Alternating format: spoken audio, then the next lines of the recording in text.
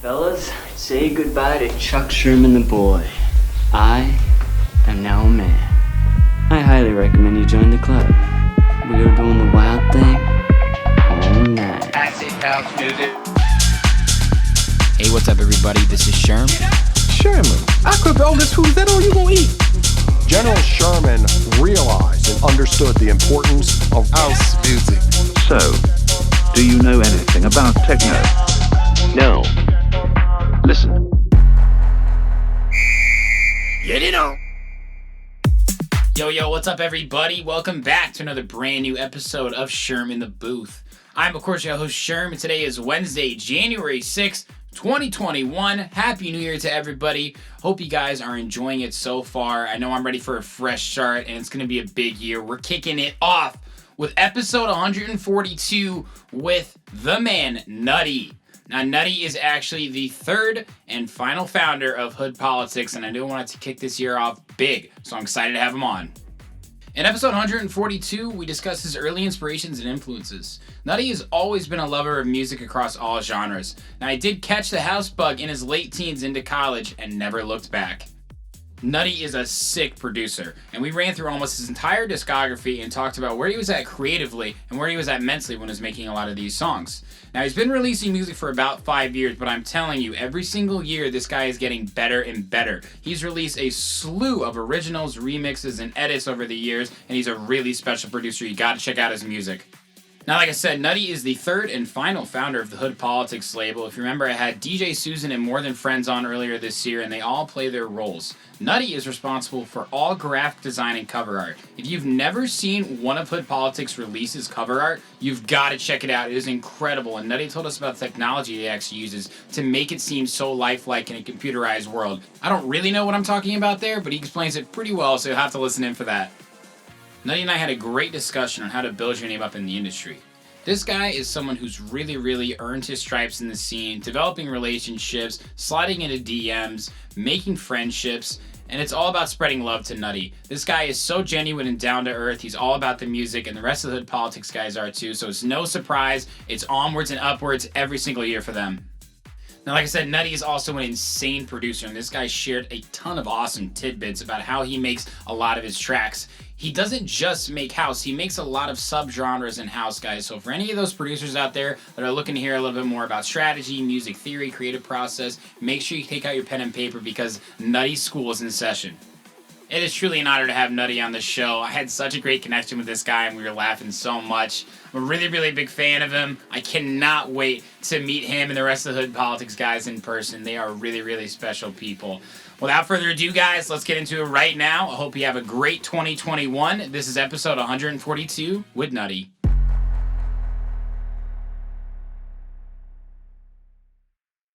All right, ladies and gentlemen. I'm so pumped for this interview. Joey makes Nutty, aka Nutty. I just said it right before we went on air. We're completing the trifecta of the Hood Politics co-founders, man. It is so good to have you on the show. Glad to be here, man. Thank you for having me. Absolutely. Like I said before we got on air, I've heard so many good things about you. If you're even half the men that DJ Susan and More Than Friends are, I know we're going to be great friends. You guys are such great people. It's unbelievable to me. The quick connection that I can develop, not just with motivated individuals like you guys are, but just like down to earth. You guys are all about the music, and I think that's so special in the scene. When I feel like we see so many people that chase for clout, chase for fame, whatever. Like, you guys are just about the music, and I think that's really awesome. Yeah, I mean, even on top of that, I think what's most important to us are the relationships. Like, that's the most special thing I know I can speak for both of them, like us, like linking up with someone who we met online. For example, like our boy Revlo from the UK came and visited us, and I can say for sure we changed his life when he came here because he was just a producer just like us from the UK, and then we signed him, brought him out. He headlined like a couple parties with us, and that is the most meaningful thing, more meaningful than any like top 10, song or, whatever. It's the relationships and getting to like literally impact people's lives and be friends with them. It's like we have so many best friends now from just hanging and loving people. It's so spot on. That you took the words out of my mouth, because the best part about this for me is just the one-on-one connection and conversation that I can have with DJs, producers, people in the music industry, because it can be really hard, especially if you go into the industry on your own, and a lot of us do go in it on our own. Yeah. You got to go up and introduce yourself to DJs at the club while they're DJing. You got to DM people on Instagram. You got to message them on Twitter, right? It's like, it's hard to get the ball rolling, but once you do, you realize like we all just want to help each other. And I've seen that more than ever this year. But I feel you, dude. It's like we all recognize, it's like real recognize real in the music industry. For sure, bro. You gave me the goosebumps when you said that. That's good. That's good, man. Yeah, it's tough though, man. It's a lonely, sort of a lonely journey to go on, you know. Yeah. Yeah, the whole production thing, and especially like going out to shows solo to try to network and stuff. That's like the most challenging hard, and yeah, there's nothing comfortable about that, you know. But once you kind of get your wheel rolling, it's amazing, the relationships that come from it, and just, you know, once you can kind of take part in the love of the scene and the industry, it's amazing.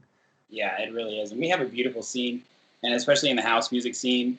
It's not just the DJs and producers, and I think that's what's so special about the EDM community as a whole, is everybody who's a part of it is able to be a part of it.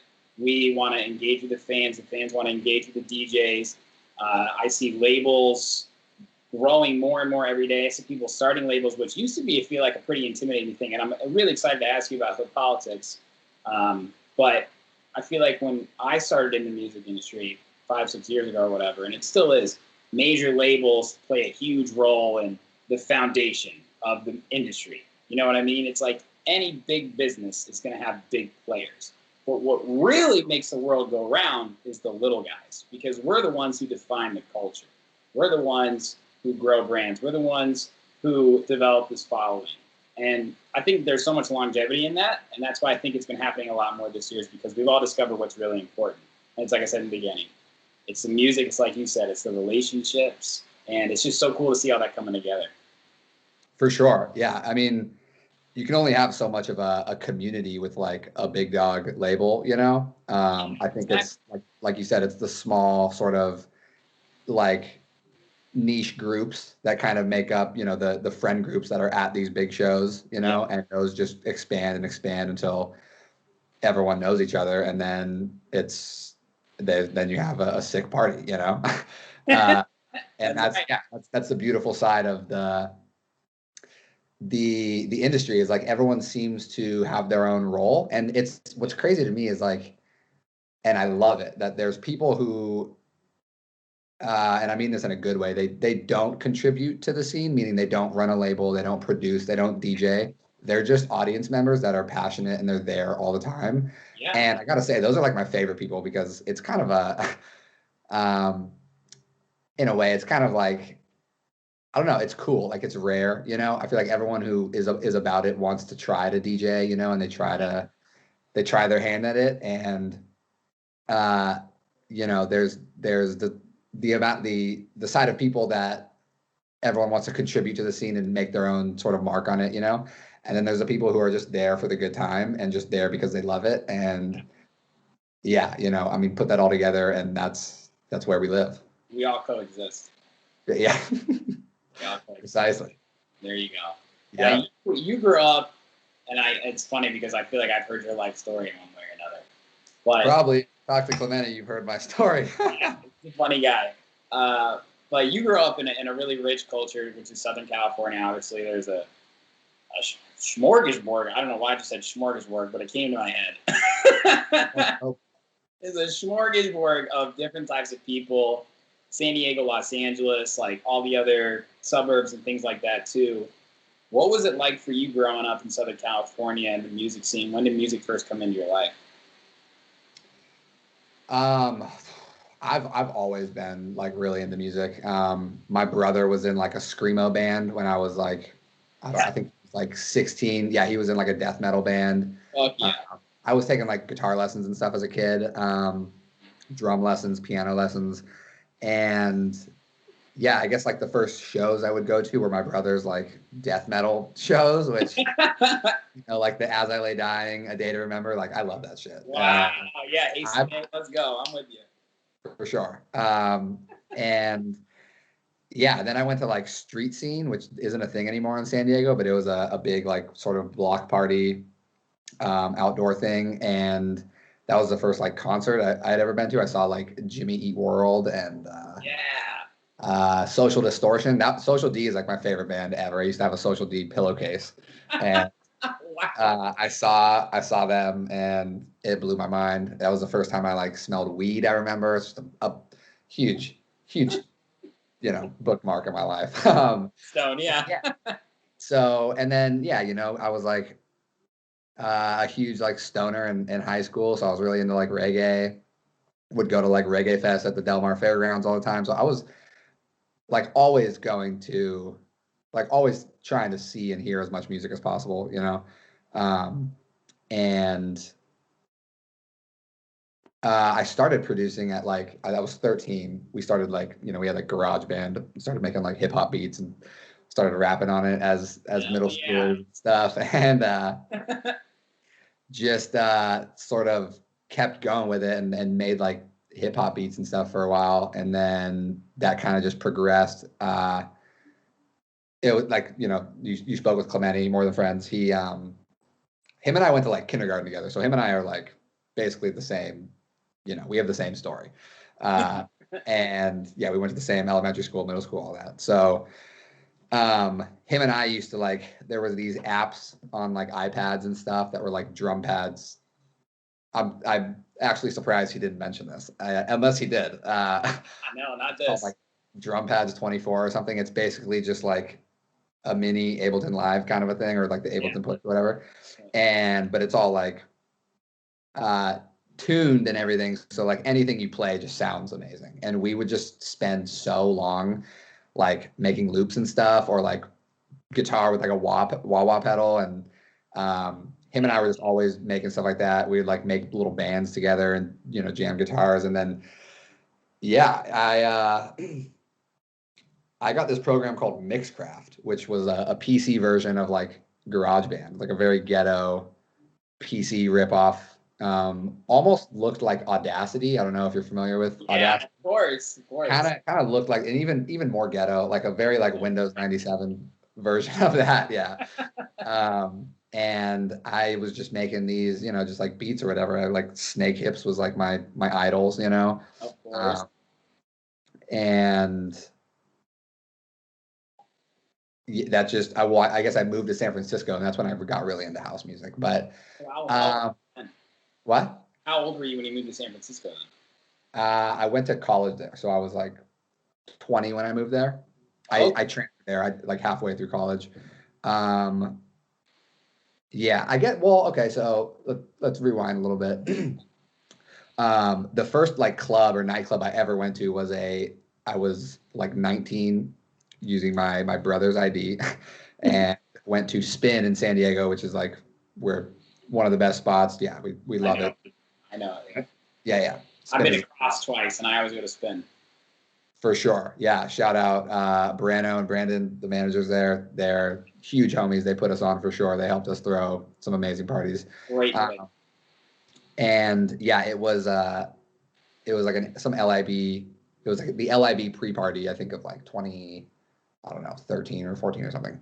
And it was Justin J and Jay Flip. And I was just like a youngin' in a nightclub, my first time ever in a nightclub, and I was just going bonkers, like losing my mind. And I remember Justin J played first, and I was just like obsessed. I just wouldn't stop like high-fiving him. It was the way it's arranged now. You like the stage is up high, but it used to be like kind of ground level. Yeah.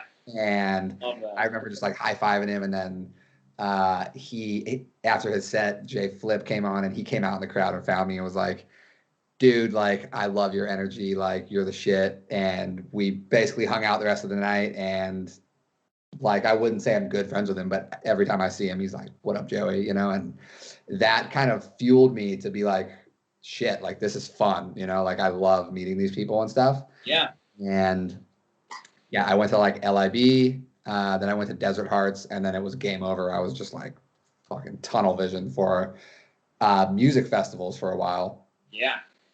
Did LIB for like 3 years. Desert Hearts used to be twice a year. I went to, my first one was their 2-year anniversary, and then they do it twice a year. So I just did that twice a year for like, I want to say like 3 years, or whenever they stopped doing it twice a year. Die Hard, yes.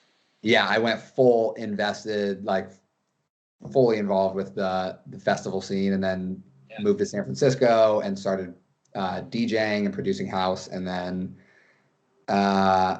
it just kind of, it just kind of progressed from there. Wow. Wait, so I got to backtrack you a second. So sorry, I just touched the whole 50 states right there. No, bro, that's actually perfect because there are a few parts that I want to point out there. First thing, so you got your hands on GarageBand, or the ghetto Audacity. Yeah. I actually have never heard of that. Honestly, I've never heard of that. Don't look it up. You don't want to see it. So you were obviously producing before you were DJing. You went to the club, you got house music and stuff, right? Who introduced you to DJing then? Like, when did that really come along? Because you're producing first. Yeah. Was there kind of a moment that you remember, like, fuck, I love house music. This is what I want to do?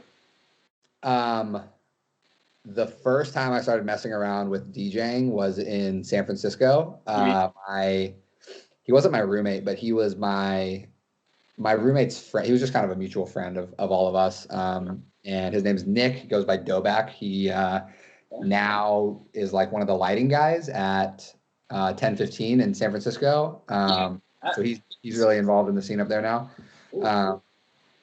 And yeah, he just had like a tractor controller and would just bring it over. And he was really into kind of bass music, I guess. Like Oshie and Hurt Floyd and like that whole side of things. And that was kind of what I started DJing. And just like in my, in our living room. Yeah. But yeah, the first time I touched a controller or anything was like the track. Wait a minute. No. Bring it out of you. Yes, this is what I want. No. That was the tractor days. Clemente and I fucked around with Serato before I moved to San Francisco. Now that I think about it, and we were hitting like the Snake Hips and the Odessa, and yeah, you're right. In his parents' laundry room with his Serato controller, we had put in like GTA, like Yellow Claw, all that. Yeah. We had put together this like set where we were just so in tune. Like we could have started a DJ duo for sure, because we had it down to like where you got to push this button at this beat, and we had like a 30-minute set. What's that? He loved that shit. Like, and he was fucking producing. I can't remember what his name was, but he was producing bass music. Who?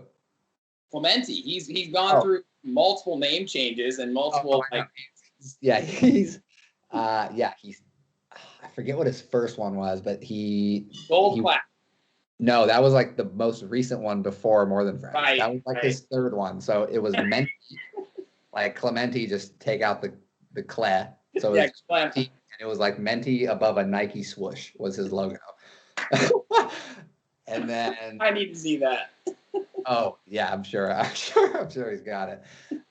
Menti, and then I forget he had some other one, and then he went to Gold Clap, and then he got the whole like the informal cease and desist from Golf Clap. Yeah, you told me that story. Hilarious. Yeah, good. I don't have to tell that. And then changed it to More Than Friends, and here we are. That's awesome. But you guys were getting into the scene together then. That's really special. Yeah, him and I, and just like music wise, like his dad is in a band, so I'm like, I used to go to his house and we would like, play around. His dad has like this whole guitar pedal thing, and we would like jam again. Like we smoked a lot of weed in high school, and we would like, Clemente's really good at guitar, so we would both get guitars and just like improvise and jam out. And him and I have always been very musically sort of on the same page. Sure. Kind of my brother in the musical space, and then in terms of like growing up, and then Steven came along. So I met Steven at Desert Hearts. We just happened to camp next to each other, and we just bonded. We both had like clothing companies at the time, and we both had these. So I mean, you want to get into the Hood Poly story right now? Yeah, bro. Like, let's hear the beginning. Yeah, definitely. So Steven really founded Hood Politics. It was just a clothing company before it was a label, and it was his just like it was just him and his like neighborhood buddies that he grew up with, and he wanted to brand it in some way. I'm sure he has a more beautiful way of telling the story.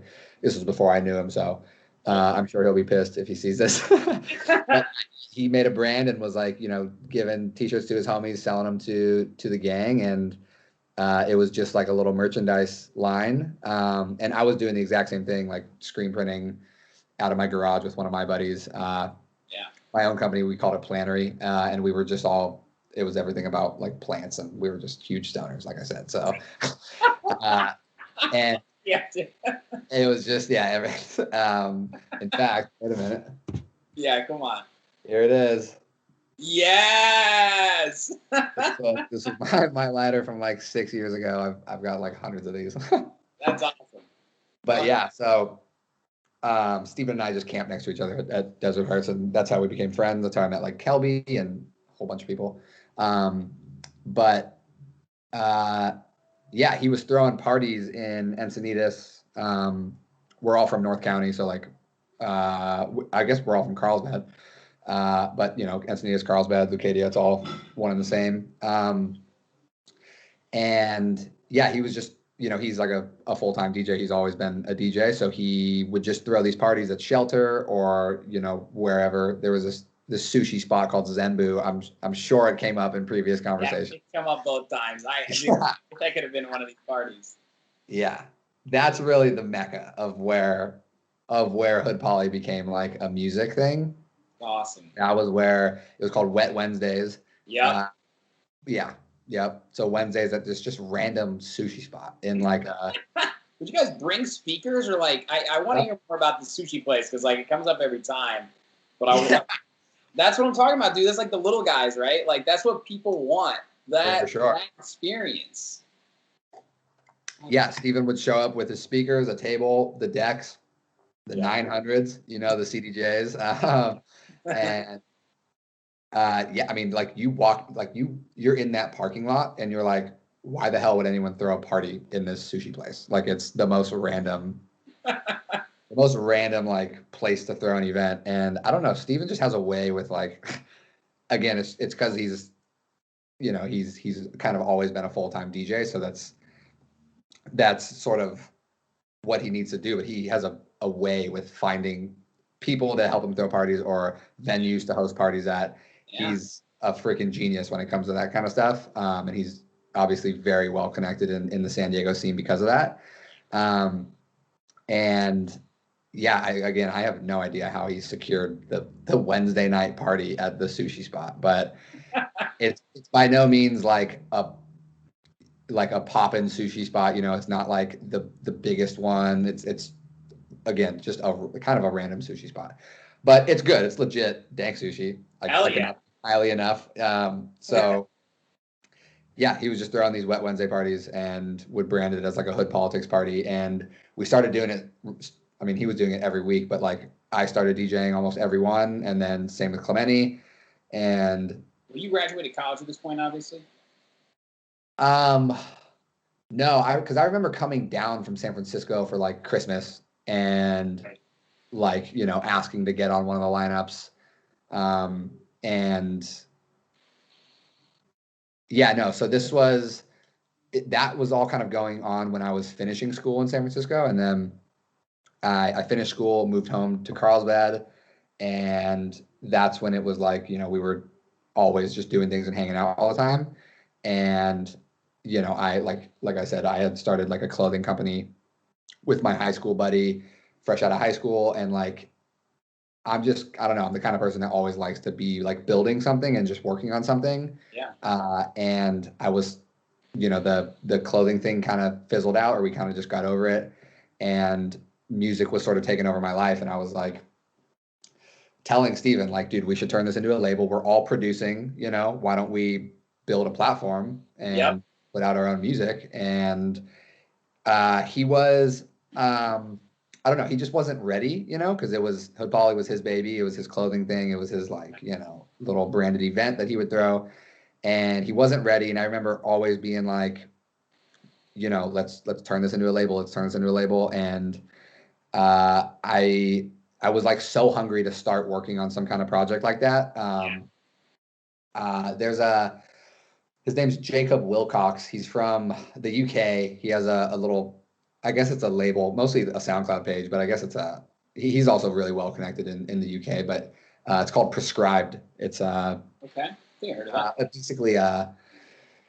basically just a SoundCloud page, to be honest. That's how it started. He put out like my first music or my first like EP, which I guess it was just a SoundCloud release, so it didn't really come out, but and he was like, hey, I want to start a label and I want you to like manage it. And I was like, perfect. I'm like ready, Yeah. And I went through all these meetings and stuff, and I was like about to start it with him. And then Steven, I don't know if it was a phone call or a text, but I just remember Steven saying like, I'm ready, or it's time or something. And I knew exactly what he was talking about. And I said, fuck it, fuck this other label. Let's do this.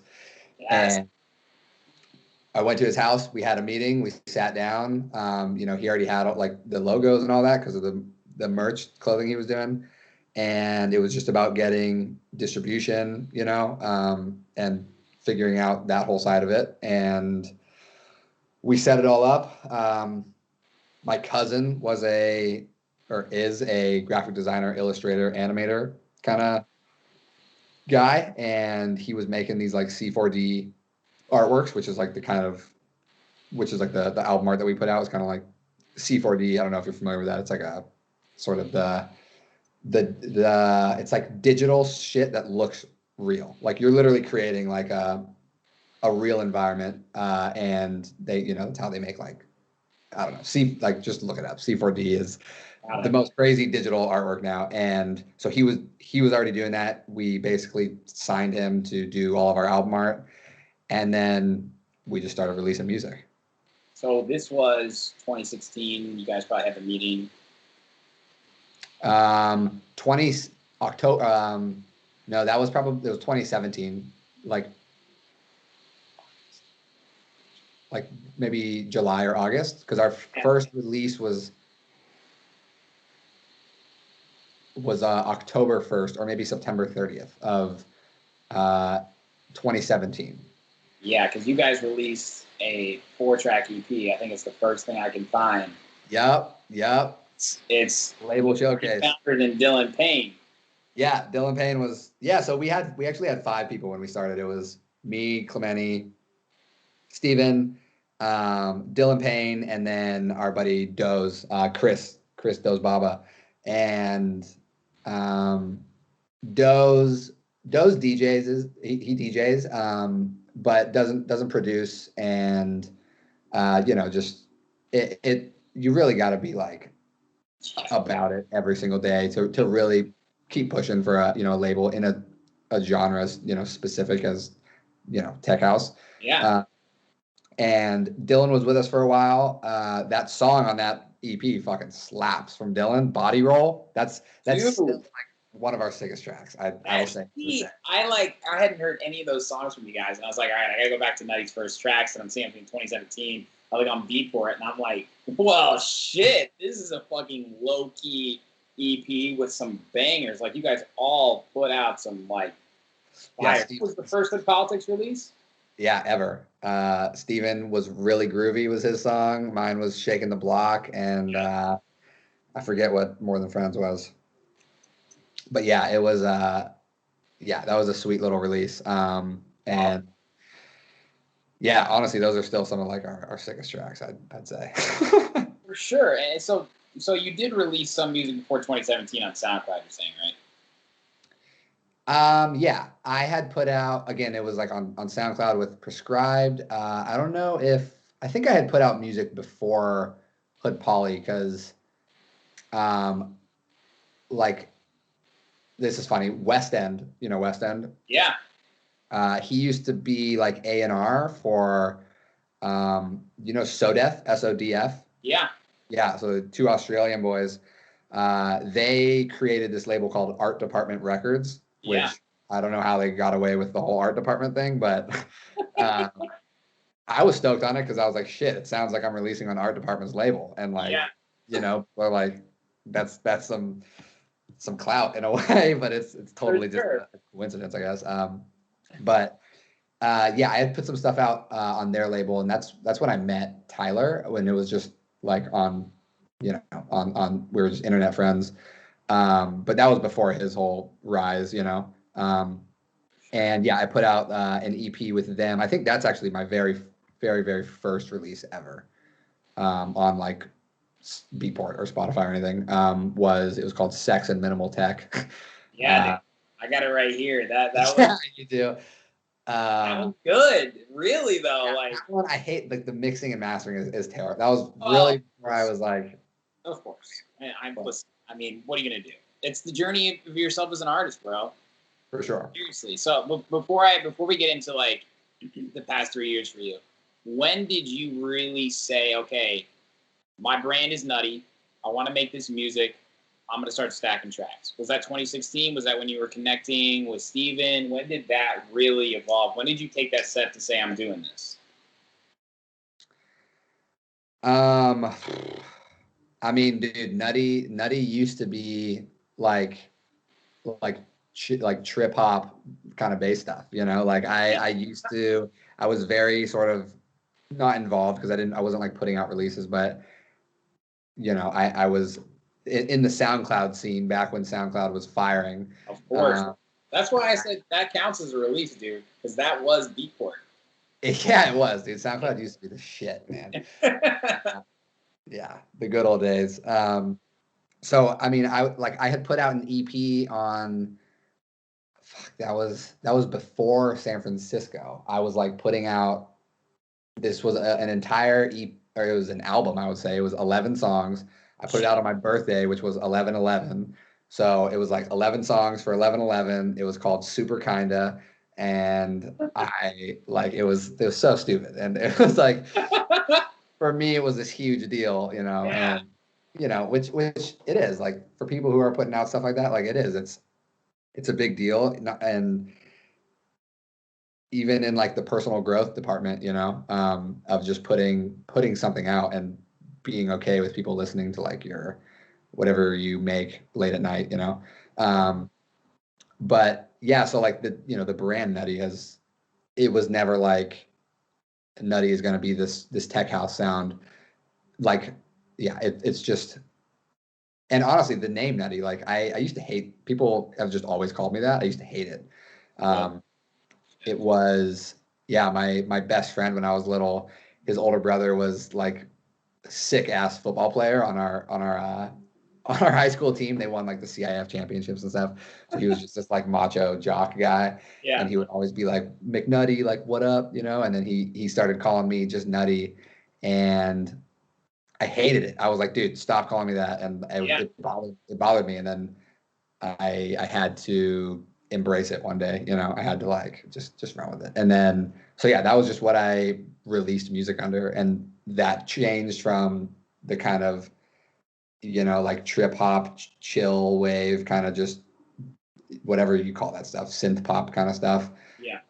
To the sex and minimal tech kind of thing, which isn't really it's kind of tech house, but it's not like Jack and tech house. And then for sure, it's something under it. Yeah, kind of more deeper, and then it's it just evolves. So yeah, I don't know. You look at people like like Biscuits or like Chapter and Verse, who like the only thing with their name is that like specific kind of sound. Right. And there's totally benefits to that. I don't know. I'm not. That's not me. I've evolved, and I've thought about like changing my name to start like a new kind of brand. Yeah. And I'm just like, fuck it. Like, this is my story, and yeah, that's it. I love that, man. And honestly, running through all your music, you just basically explained it, because I've interviewed a lot of people who obviously, like producers, you want to have that sound. You want to have the foundation. You want to have the groundwork where I know, all right, this is a Nutty track. Like, whether it be right away or some part of the song. If I didn't know, what would make it, right? But you, through all these different releases, and specifically on your releases on Hood Politics, there's always a little something different, bro. And I really respect that because that's super difficult to do as a producer, especially in our world. But in 2017, like you said, and I'm going to bring this back to Torn Together on White Widow Records. Torn Together, yeah. Didn't you? I knew you. Yeah, that's a good track. Dude. That's a good track with, I don't know how to say, I want to say his name correctly. Ema, yeah. Yeah, his name's Alex Hume. It's just his last name backwards. Nice. That's also one of those key players that like really we just adopted as like the Hood Poly family. There's certain people that just really impact us, you know? Sure. And we just take under our wing and just become best friends, you know? Yeah. He's definitely one of them. He's done mastering for us. He's a great guy. He's up in the Pacific Northwest. I should definitely know this. I want to say Seattle. Or just no, up there somewhere. I forget. But we went on like a little tour up there, and we hung out with him and his girlfriend Zoph, and yeah, they're awesome. Great. Yeah. So yeah, Torn Together. That one's a fucking vibe. That's like seriously, and I literally wrote, "Wow, this is a vibe." Sorry. It's well done. That was I think a Dirty Cassettes. Is that the band name? Is that a Yeah. Is that a band? The Dirty Cassettes? I've heard of that before. Maybe I'm thinking of something else. Because he sampled something from them, and that was a collab. So he just sent me the stems, and I finished it. And yeah, all those like, yeah, that's a crazy one for sure. That's one of those unique tracks for sure. It's a cool track for real, man. I mean, another one here too, right? It was you had said Shaking the Block. That was just so cool to see. Honorable mention here, the one you were talking about, Higher, the West End Selection album. I saw fucking John Summit on that fucking collection with you, bro. I was like, wow. Yeah. Hey, I have the highest played track in that, not counting Summit's. I think he had like a data transmission his, which takes it out of the running. Bro. But yeah, I remember Tyler hit me up and was like, yo, we're doing this art department, like my own little curated thing. And he reached out to me. He was like, I want a track from you. And I said, let's go. Yeah. And sent him that. And he was like, it's perfect. Let's run it. And yeah, I think I was the last song on the list. And I'm pretty sure, I mean, I could be wrong now, but there was a time when I had the most plays and I was like championing that. Like And yeah, it was like me, West End, John Summit. Isn't that crazy? I think Bacchosaurus maybe, or I don't know, a couple other people who at the time were all just the underground kids. And you know, look at it now. A couple of them are top dogs now, which is it's a genuine pleasure to see people like you and Summit and West End grow. Like, I mean, I don't tell you, bro. I hope you know the bubble's about to pop for you, for More Than Friends, for Suki, dude. Like, you guys are right there, man. You know what I mean? Like, look how much happened to John Summit in a year. Look how much happened to West End. So I know. And you never know. If you ask John Summit, what was it? What was it about Deep-End? What was it about this? He's just making music, dude. Same like me, right? Just keep following your path. But sure. 2017, right? Like, you were obviously continuing to produce. You release exclusive releases. Before you're going into 2018, where did you feel creatively, right? Like, you just mentioned your first track. It was not the best mixing master. Were you focusing on quality, creativity? Do you remember what was going through your head at that time? No, man. Like, honestly, for me, like, I like that you asked that because I haven't really thought about it like that. Yeah. I've never really like approached music with like a business plan, for lack of a better word. Like, sure, I'm gonna try to create this kind of sound in this, and you know, like, I'm 26 now. I've been producing music for half of my life. Yeah.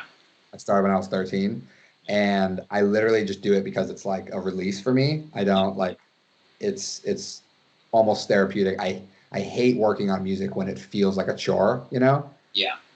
And like, you know, like bouncing out like pre-masters and like doing the car test and adjusting the mix and like super annoying for me. Like I just love producing music and like finding cool sounds and like what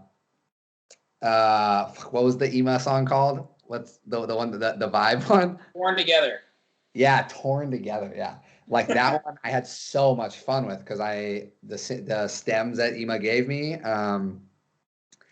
just sent me on a journey, you know, and I probably stayed up till like 5 a.m. for like a week just working on that because I love it, you know. So I honestly don't know where my head was at in 2018 in terms of like what kind of style or brand I was trying to create. I was just doing me, and I know around that time I was making like a Nora Jones edit, and I was all like, and I still do that. Like I look for songs that are just like nobody can listen to them and not like them, you know?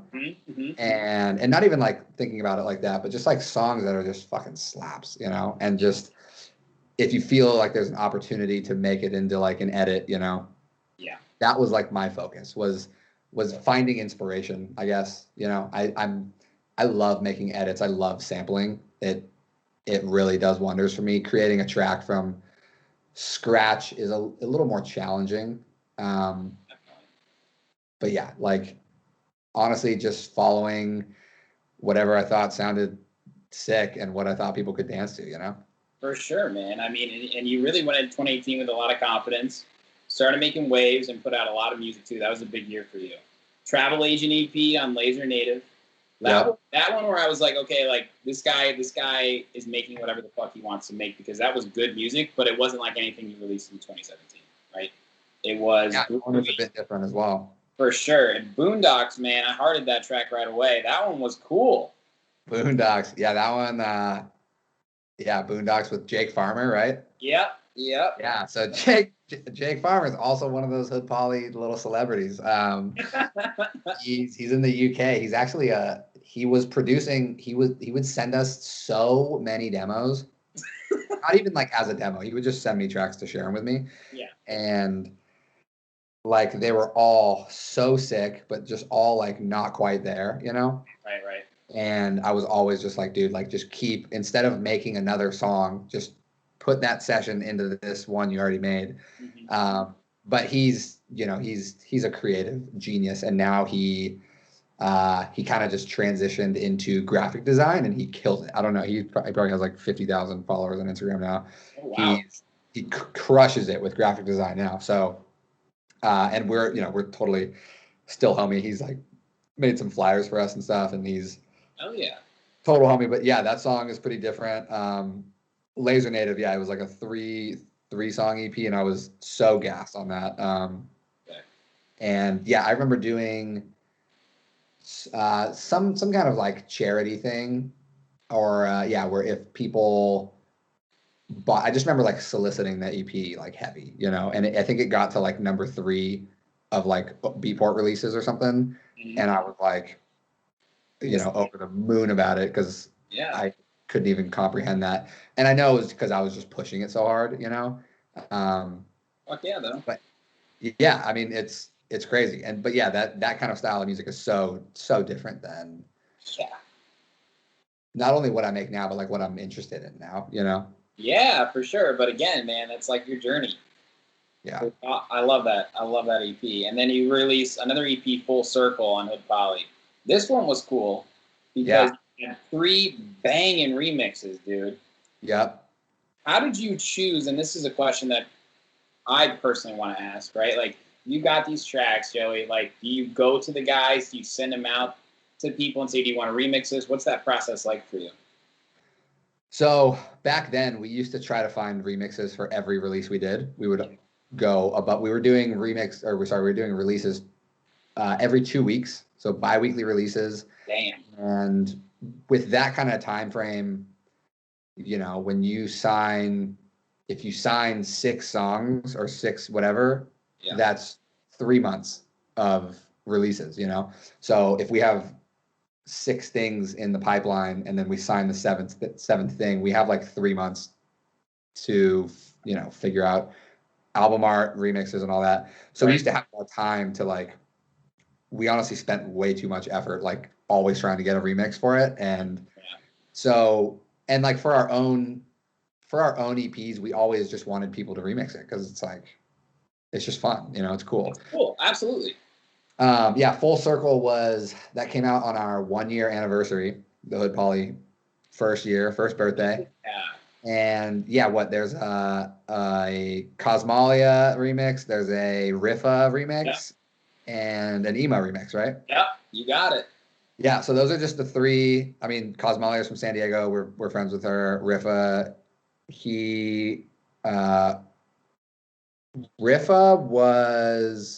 I think Riffa was on the art department or the West End Selects, maybe. I don't know. Him and Tyler go way back. They're both from New York. Nice.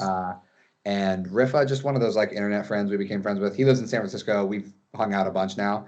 Yeah. He's the fucking man. I love Riffa. And it's, you know, emo. So it was just basically reaching out to whoever wanted to do it, you know? Yeah. Cosmalia's got kind of a darker style. Riffa's a little kind of bassier, or at least back then. That was kind of how it went. And then Ema that Torn Together is like a good representation of Ema in his style. He's very sort of left field kind of. He definitely goes for more of like an emotion kind of a vibe. So they were great, dude. They put your originals to the test for real. And that's why I was like, this is something special because it's 2 tracks, 3 remixes.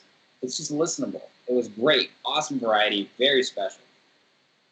Yeah, thank you. Yeah, that was a cool. I'm definitely proud of that EP for sure. Like I still play those out for sure. For sure. I mean, dude, and like 2018 kept going though. Don't forget about Rounders on Merch City Demos.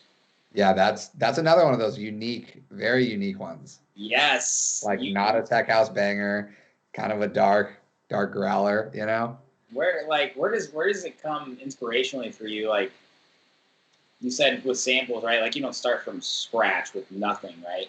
With a song like that, what's it like for you in the studio when you're trying to build a different vibe? Does it just come naturally? I don't know, man. Hey, sometimes that's the answer. I get that answer a lot. I remember with that one, I started with there's like these very subtle vocals that are in the beat that you can't really hear. It's like it says like "come on" or something, and there's a couple little like really subtle vocal things, and I don't know, man. The creative process is so messy for me, and it's so just like a tunnel that I just follow, and I definitely didn't I never do. I never map out a track. I mean, I try to nowadays because it's organizational skills are helpful with stuff, but yeah, man, I don't know. I couldn't tell you how I went into that track and how I wanted it to come out and how it turned out. I just know there's like a breakdown in the middle of that track that I don't know how I produced. It sounds so analog, and yes. Yeah, that one's all. Yeah, I love that one too, man. Hell yeah. And then we go to the other side of the field, though. What's that? We go to the other side of the field. Don't forget about your fucking Del Shannon late night edit, a Runaway on Spira. Shout out to fucking Tom Greco. Yeah. Oh, Greco's the boy. A huge Hood Poly celebrity. I'm gonna use that word for our best friend that we've.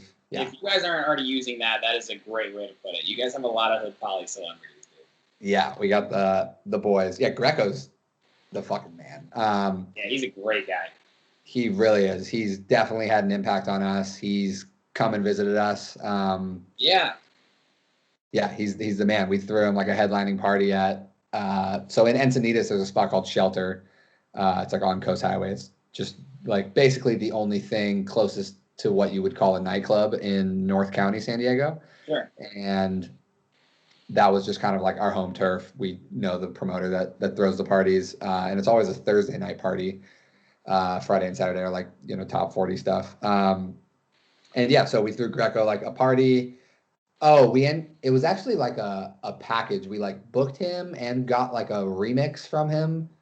And it was this like whole thing that he came out, and then we didn't really know him, but we wanted to sign him, and he came out and visited, and then he stayed for a few days, and it was just like we became, literally best friends. We call each other and check up on each other. He's the man. Such a good guy. Such a positive force in the scene, and just a hard worker, and like sets the bar for how hard you got to hustle, and he does it well. I look up to him. Very. I mean, clearly, I can't speak highly enough. Greco's the fucking man. And yeah, so. And yeah, on Spira and Rossum now, Steven and I both put out EPs on Rossum. Yeah. And that, I mean, like, I've worshipped Rossum. Like, I always thought that was a huge label. And I mean, it is. He does numbers, especially Rossum Deep now. Yeah. Like one of the top, I think, like top 10 minimal labels, or at least he was at one point. Almost every time, Chartbreaker, man. For sure. And yeah, just the artists that he's had on, Rossum, I was like, yeah. So becoming friends with him, doing the Spirit track, and like, yeah, that Runaway song is good. Honestly, like I grew up, my dad's like 73, so he's super old. And I just grew up listening to like 50s and 60s music in the garage. My dad is like just builds cars and stuff, so I was always listening to that. And that song specifically is like a huge kind of childhood nostalgia thing for me. And the whole like I wonder is so catchy, and I was like, fuck, man, I gotta flip this. Yeah. And yeah, that's what that was. That's a fun like crowd reaction one. It's so cool because I had Tom on earlier in the year. And after I started talking to you guys and looking at some of the things that he's done on Spear and you guys have done on Politics, sort of these edits, you know what I mean? And like, I kind of like in Chicago, we kind of call it open format house a little bit. You know what I mean? You give people a little taste of vocals that they like, because it's hard to introduce people to a straight no vocal tech house hit. You know what I mean? Sure. Yeah. You got to be addicted. This shit. I'll listen to that all day. But it's really cool because I feel like what you guys do with Politics and what Tom does with Spira is really cool because you guys are bridging this gap that's been being built by the big guys for a long time, but it's taking people like you to tell your friends and share our friends, be like, hey, listen, I know you don't love house, and that's fine, but give this a chance, listen to this, and they like it because they can sing along to it, and I just see that really being the future, and that's why I think Ask Myself is kind of like at the cornerstone again of where house is going. It's that shit, Joey. For real. I agree. Yeah, I couldn't agree with everything you just said. It's, you want to make these like aggressive, like dark tech house banger tracks, but you got to look at like the crowd and what the crowd loves. And again, like you produce for yourself, make whatever you want. But when it comes to like track selection at a party, people love vocals, and not to like be like this, but like girls love to sing along to stuff. And I mean, everyone does, but let me just put it this way. You play like a Lady Gaga edit or something and all the girls go wild, the club is going off. Right. So like, I hear you. Like it's like DJs can kind of frown on other DJs for like playing like, like an edit of like, Lady Gaga or like something like that. Right. But at the end of the day, if the fucking dance floor is going nuts, like that's all that matters. For sure. Absolutely. And I agree with you wholeheartedly on that. Like, and I do have mad love and respect, and I'll go to shows where I don't hear a vocal for 4 hours. That shit's crazy. But I also know like there's a much bigger sample population of people that love electronic music but I'm intimidated by house. I don't even know what the word is. They'd rather do something else because they assume that it's what we're talking about, right? When really, we have so much to give in the house music community with different types of tracks because it's dance music. It just has a different type of bass line, different type of drop. But totally. I mean, yeah, at the end of the day, it's like you said, it literally is just dance music. It's music for people to have a good time at, and people can get so locked in to like, and I can say this about myself 100%. Yeah. You're like, I have to just play tech house. I have to, Yeah. I have to get more and more aggressive as my set goes on. I have to keep getting heavier. I have to like curate it. And it's like, I don't know, maybe it's like just experience DJing, or I don't know, maybe it's just getting, a different perspective on it, but like, that's not the move. The move is playing music that everyone around you wants to hear. And, if that involves some corny lyrics, like throw it in and then play a heavy dance track or a heavy like tech house track after it. And, this is like DJing 101, but it's just like, yeah, it's it's your job as a DJ is to make people dance. And you can be a sick producer and be a terrible DJ, and you can be, and vice versa, Yeah. And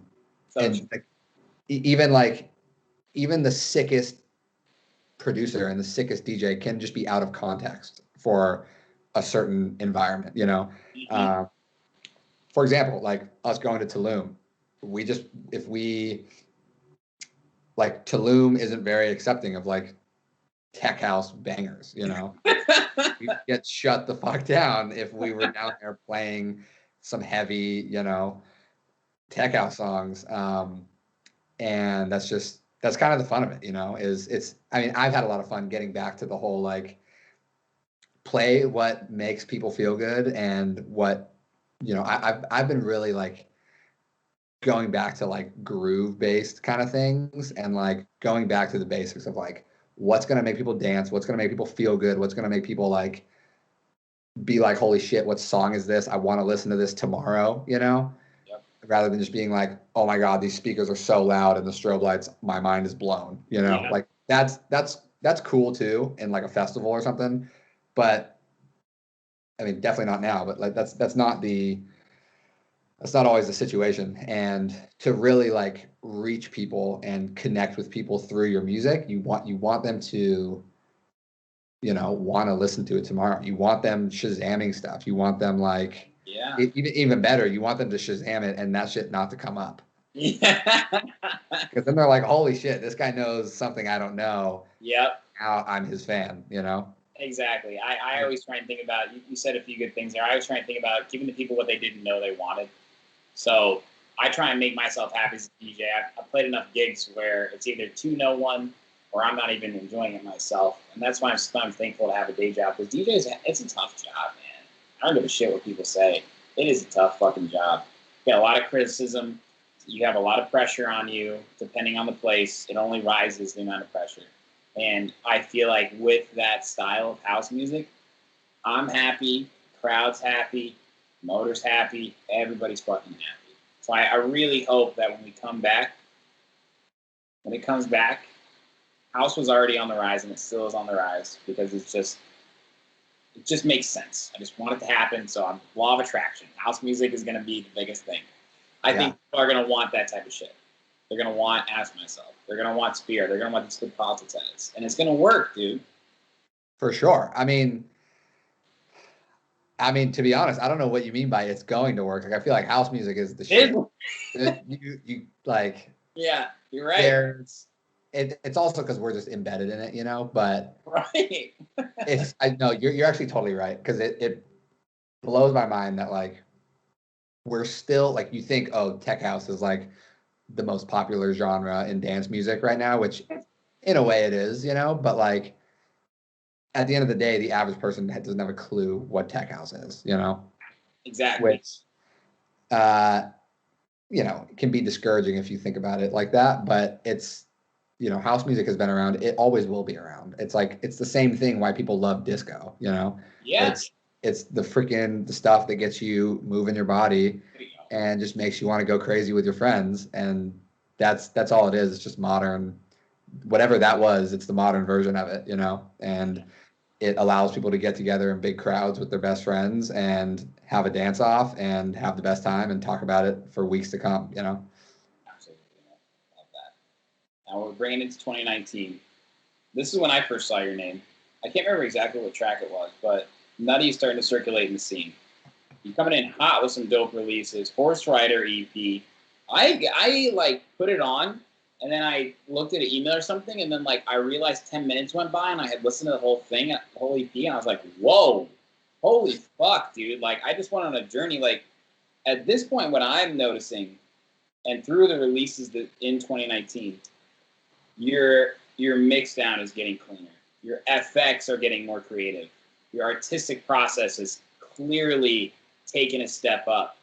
And I heard it a lot with Horse Rider, man. Like there's a good pace.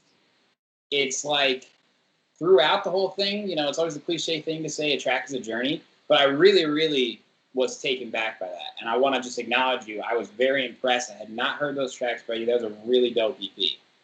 Thank you. Yeah, it's so funny. Horse Rider, I am so critical of that song because if I could go back, I would change it severely. Really? But that's the one song that people will like come up to me and be like, dude, Horse Rider is the coolest song. And I'm like, honestly, that's like, there's just some, I'm not going to say it because I don't want to ruin it, but like, there's just some things that I wish I could change about it. But it's, you know, it's cool. But yeah, that's a song that really resonates with people. And yeah, I don't know. It's awesome. It's dope. And then another Hood Politics EP, Bucky Gun. Can you just tell me what the fuck Bucky Gun means? Bucky Gun is, I think it's one of the lyrics it's an MIA vocal. Yeah. Let the love make it sound. Yes. Needs to make a sound. It's just like a play on words of something that has to do. Right. I think the original MIA song is called. It might be called like Gunny Buck or something. I don't know. It was. It doesn't really make sense, but that's Bucky Gun is a way. And then honestly, so yeah, that song also not a very like heavy tech house hitter. It's kind of more like dancey, more kind of just like housey. Right. And then the Revlo remix is what I wish I would have done with it, but I'm happy. That's why we have Revlo there to do that. Revlo also probably my best friend I've ever met on the internet. That's probably the Hood Poly celebrity if we're gonna mention one. Shout out Revlo. Revlo, if you see this, I fucking love you, man. Bro, I know he's been involved with you guys too. I know DJ Susan and More Than Friends had a remix of one of his tracks. I put it in my year mix actually. Just recently, yeah. That is a fucking hit. And then I listened to the original too. Guy's a good producer, man. I gotta have him on too. Let's just keep it fucking going. For sure, he would love to. And man, I wanna be involved with that one too. Yeah, dude. So he came out and visited me. We just hit it off, and he's taught me so much for production. Just not even like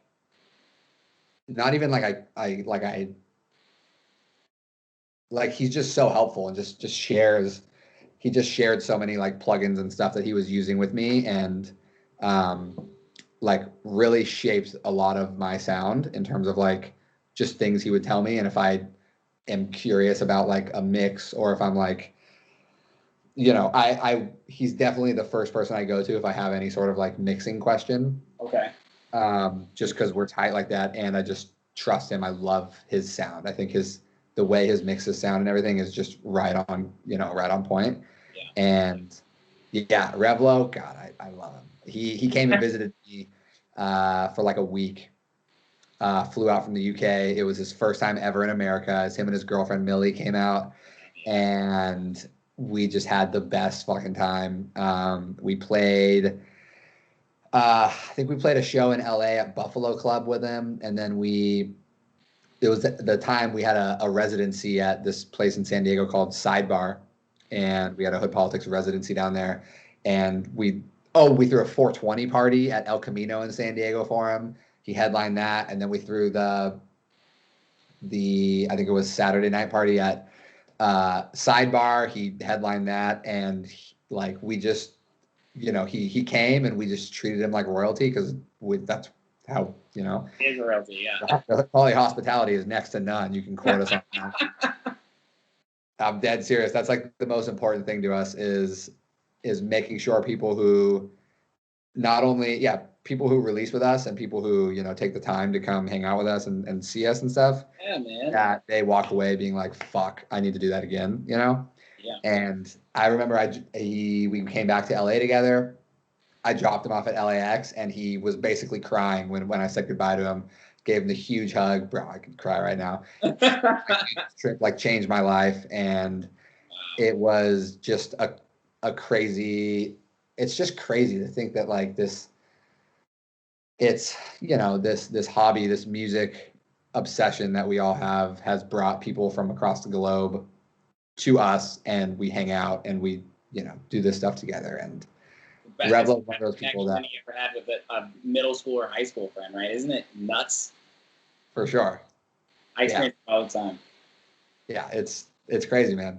So yeah, it's crazy. Yeah, music is very rewarding. You kind of got to see it too. You gotta want the rewards. You know, you gotta make the effort to make the friends, to have those meaningful sort of memories. Yeah. So true, man. It's invaluable. I want to give another shout out here to Greco. Yes, sir. Got a remix. What did he remix on there too? That was a fucking Greco kick. He remixed it on there. What did he remix? On Bucky Gun, there's a remix by Greco too. Yeah. So it was the Revlo. Yeah, that's right. So that was your EPs and the remixes, bro. Like hell yeah. Yeah, I know. That's always fun because if you're you get another hit out of a remix, and it's, you know. That's plays for you too, baby. That's what I'm talking about. Yeah. So yeah, that was the remix that we like booked him for that show at Shelter, and his manager Greg, like we talked about, it included the remix in like the booking, and I don't know, it was this whole thing, but it was, I think that was the only time we've ever like booked someone for a remix, you know, because that was before we knew Greco, and we just respected him and wanted to. I think he was like, we were friends with him, but he was gonna be in like LA or something, and we were like, come down for this party, and then we worked a deal with the remix, and that was a pretty unique remix from him as well. Very his style, very like New York. Overall, very cool, man. Also, you had a special original track with Rifa, Wait Up on House of Hustle. Oh yeah, big release, man. House of Hustle, of course, massive label, huge tastemaker type label in my opinion in the scene, and that one too. I was like expecting a tech house, you know, Solardo, like Fisher type banger. And I was like, I should have fucking known, man. This is nutty, dude. Like, I didn't expect it. And it was awesome. Really cool track. Yeah, that one's pretty weird as well. Pretty unique. Weird, yeah. It was weird. I was thinking about it. All of my collabs that I've ever released, so like that emo one, Rifa, the Jake Farmer one, Boondocks. Yeah. They all were stems that were sent to me. I don't know if it's my problem that I just don't want to send stems to other people, but being the last person to touch the track, and that was definitely one of them. But with that one, I had actually known Rifa enough where we worked on that together, like at his house in San Francisco. Oh, okay, nice. So yeah, I used to live in SF. I moved down here, and then Rifa moved from New York to SF. And I was like, dude, I'm gonna come visit you sometime. Oh yeah. And I had actually, that's right. I played at 1015 Folsom with Laser Native. Laser Native curated like the side room for some party. So I went up there for that, and then I stayed at Rifa's all weekend, and then we basically worked on that track. And yeah. Wow. Yeah, another kind of weird one, man. None of that generic shit. I love how you love hanging with people, bro. On another honorable mention here really quick, too, your edit of Dennis Salta's Our World. I feel like we could probably have a whole fucking episode talking about how great Dennis Salta is. But great edit, man. Really cool. I saw you played at Splash House, too. Yeah.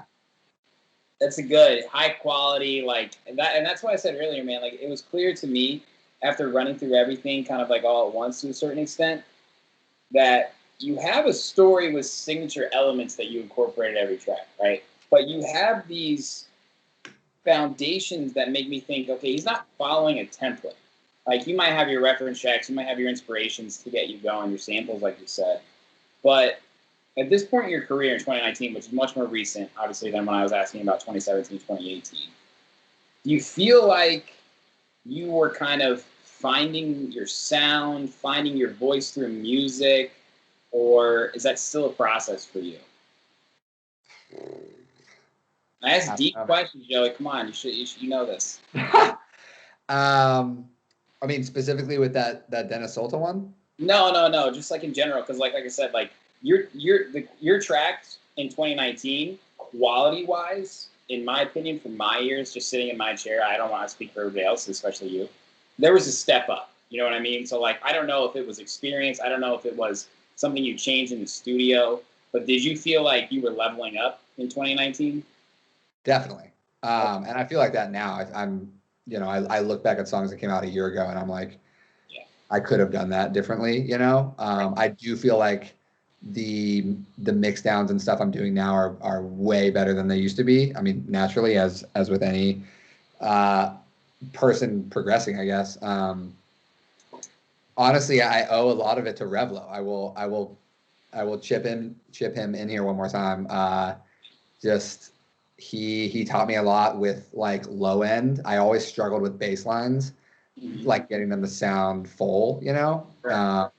And I guess I could blame it on just talking to people, you know, like opening up. And Yeah. in 2017, I didn't have a lot of like music friends to bounce ideas off of. It was basically just Clementi more than friends. And we were both kind of in the same spot where we were kind of ignorant to like how to actually do things. Right. Granted, I had taken like MIDI classes and digital audio production classes and, you know, like low level music classes like that, but they don't teach you how to like mix down a bass line and side chain it, you know, and like all that. So, yeah, I would say that was the year I really started like talking to people and like doing research, buying plugins, and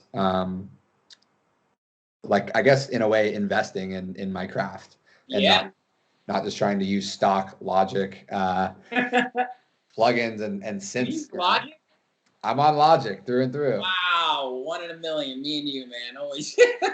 So is Greco, so is Revlo. That's true. Greco is, yeah. Yep.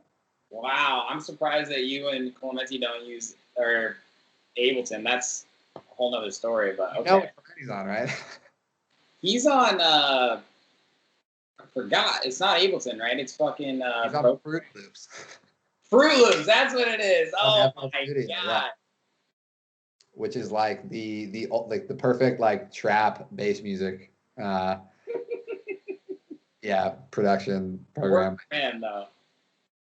I mean, dude, it's whatever, it doesn't matter, you know, it's just whatever you think. It's whatever helps you do what you want to do as quick as possible. That's kind of what it comes down to. And I'm just fluent as fuck in Logic now. So it's like, I'd be losing time if I switched. Although Steven was in Machine, he was producing in Machines.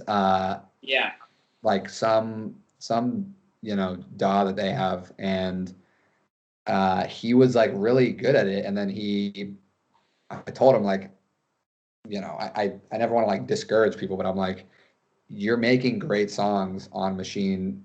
I guess I don't know, maybe I was speaking from my own hesitations, but I was worried him switching to Ableton would slow him down and be a huge learning curve.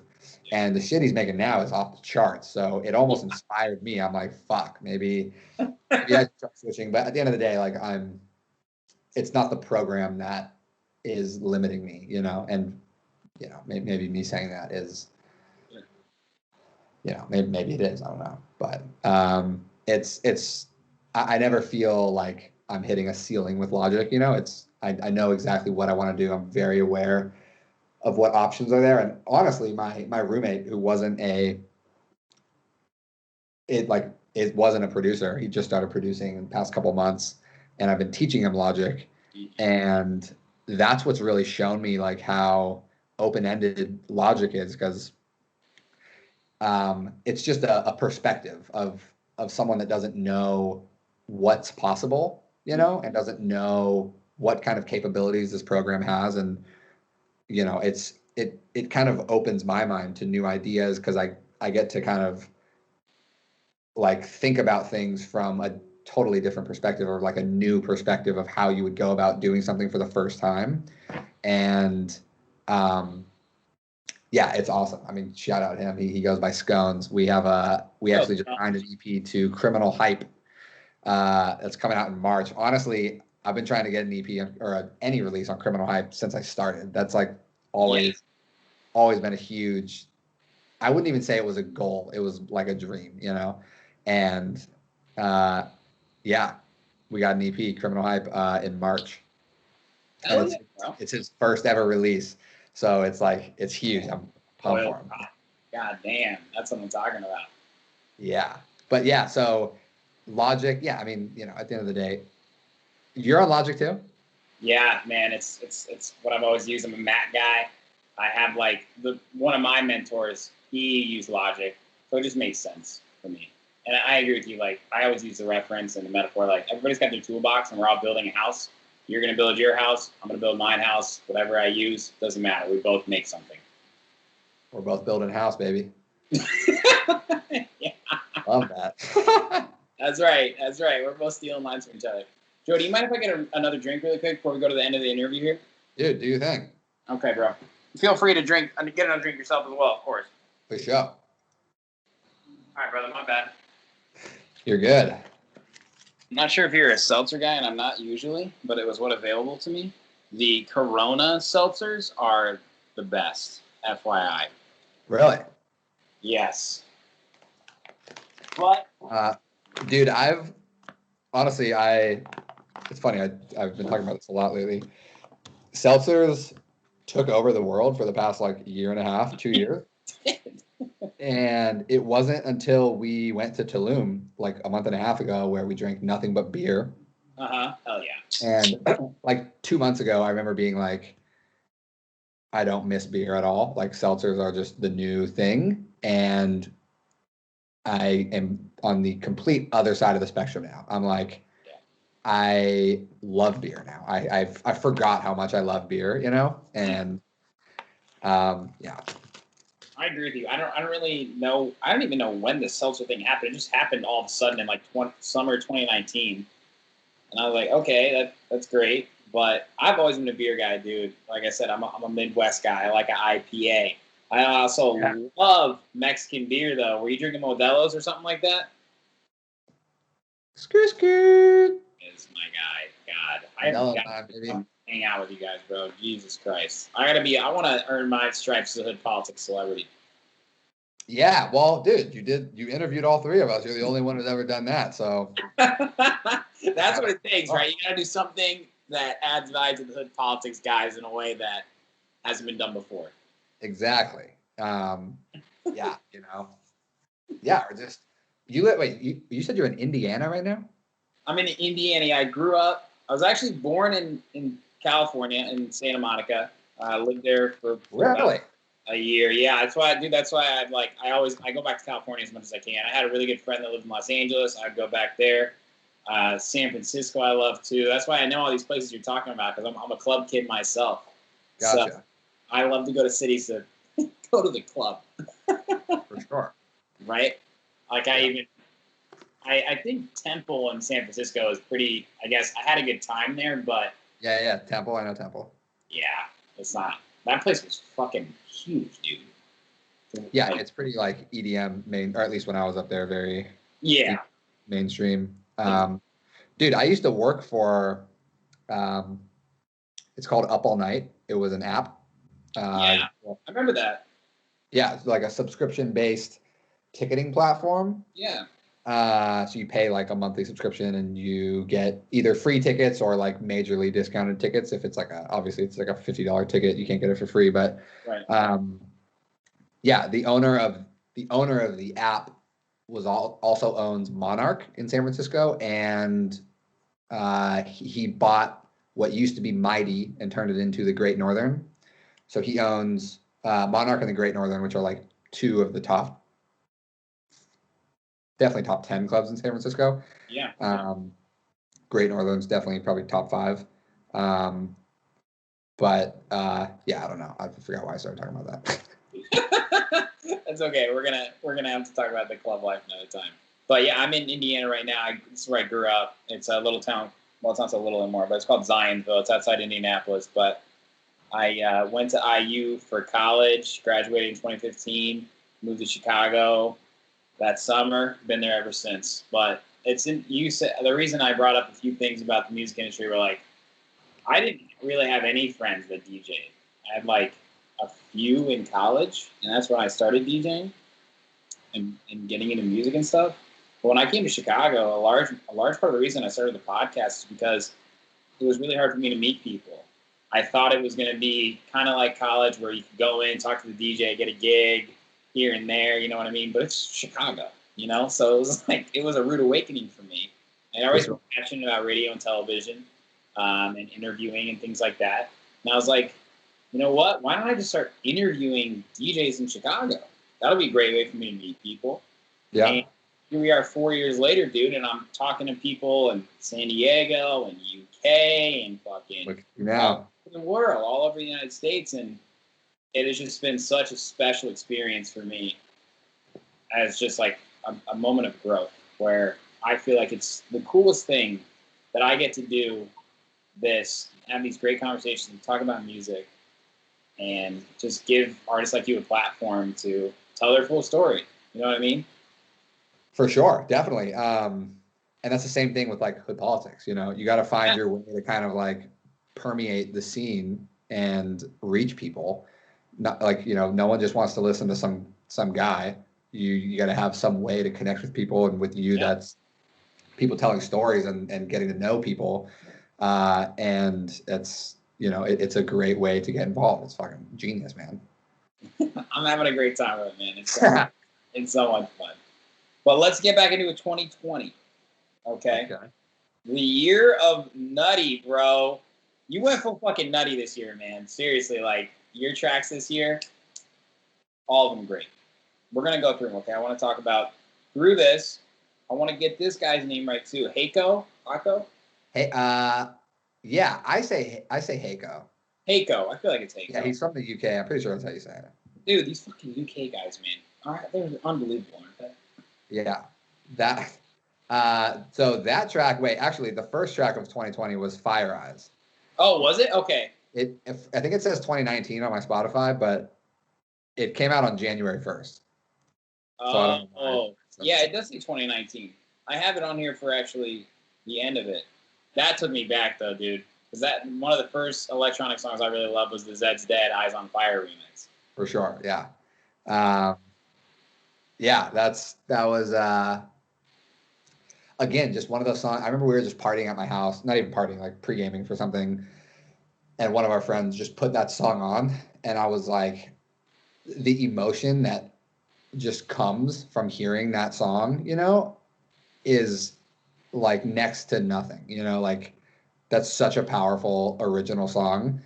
I just like, I don't know, I knew I had to flip it, and that's what came out of that. And then like a month later, BB drops his edit of it. Like, this guy, this fucking guy. I mean, I'm probably his biggest fan ever. I've fucking worship BB, but like this fucking guy is gonna fucking steal my thunder. Michael BB, what a guy. Funniest hit in the game. But that is a great track. Okay, thank you for clarifying that. But dude, through this was really. So through this, yeah, Heiko. That started as a demo to Hood Politics. Really? So, yeah. Something. I guess more so I like to do it, but we like to do it is someone sends us a demo, and instead of just not signing it, we'll be like, hey man, like this is really sick, but we think it could be better. And we totally come from like a respectful point of view, and we're like, totally understand if you don't want to make any changes. But if we were going to sign it, we would want like this to happen. And more often than not, they make the edits and then we sign the track. And that's what turns, not only a good song into a great song, or at least, like a song that kind of fits with us to a song that is a perfect fit for us. It also just develops that like trust and relationship with that artist, and with him, I was like, dude, this song is fucking money. It was, I actually did the final bass line, but like the sample came from him. A lot of the drums and stuff came from him. And I just remember being like, dude, there's so many things. I remember typing it. We call it tech support, right? Because it's like, we're helping you, we're supporting your tech house, So we hit him with the tech support. And I remember writing it out and I looked at it and it was like a novel. And I was like, I'm not gonna tell the guy to do all this stuff. Yeah. And I hit him up personally and was like, dude, like this song is super sick. We would love to sign it, but I feel like we can take it a step further. And he was all for it, sent me the stems right away. Or I think I just said, I have like so many ideas for this. I would love to like collaborate on this with you. And then, yeah, we just started talking and we went back and forth about it. And again, another song that I finished it.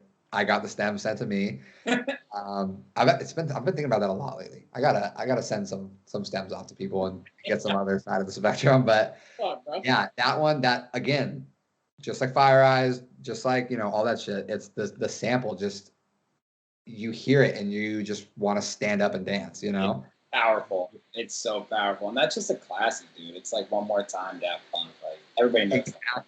And exactly. So like you can be pretty cookie cutter with well-known songs like that. I think you guys did an excellent job of being unique in the sound too. So kudos. Thank you. Yeah, that one was great. I'm really proud of that one. And yeah, to kind of your point, I feel like that was 2020. I really like aimed for tech house. I really tried to channel the whole like high energy peak hour tech house bombs. Yeah. And yeah, I mean that's definitely the one that you want to play it at midnight, or whatever, when it's jumping off and it works. And yeah, that was a sick one. And even the laser, right when it drops, there's like some crazy laser sound.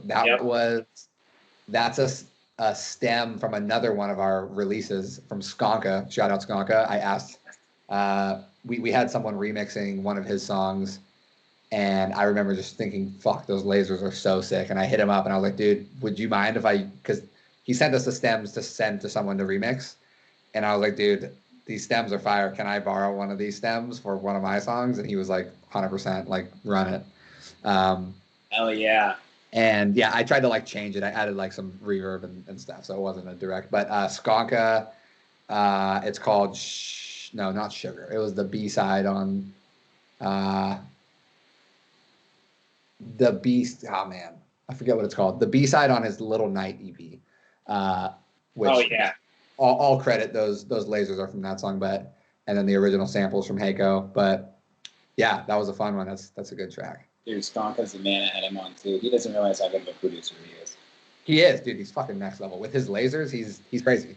He's something else. I love that guy. So talented too. Cool. But 2020 came your EP on Rawson, bro. I mean, and shout out to Greco, Shake EP, collaboration with the man himself. And this is when too I really noticed that, like, I don't know where you're getting your FX from, if you're sampling them from something or if you are just digging deep in Splice.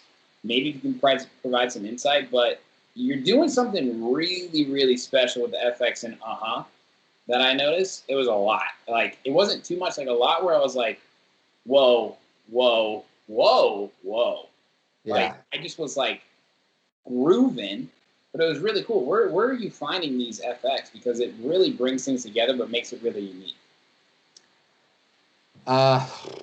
With I'm trying to think of like the specific ones. Honestly, I use a lot of stock Logic stuff. I've just been using Logic for so long. Yeah, it's good. And I've been using Logic for like 6 years now. Maybe 7. And it's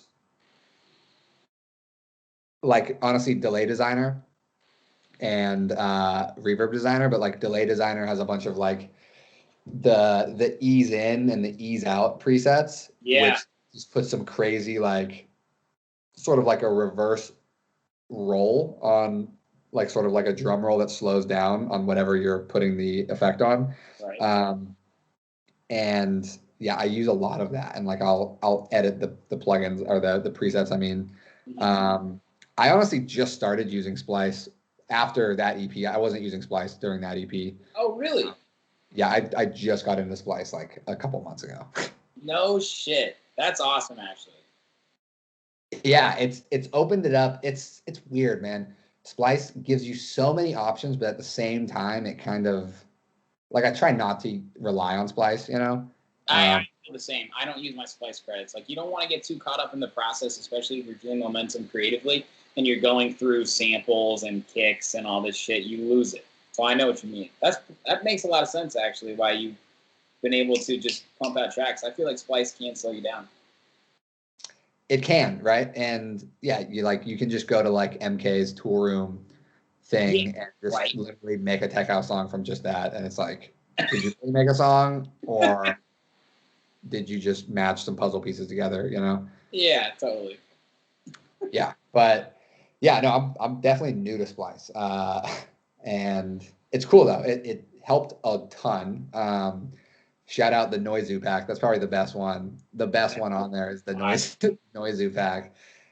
Specifically the kicks. Those are just really, really solid. The MK Tool Room has some cool tech house stuff. Honestly, I like to like fuck using Splice for tech house or the tech house side of Splice. I love going into like other genres and taking that and fitting it to a tech house song. So like drum and bass has some crazy sounds. Yeah.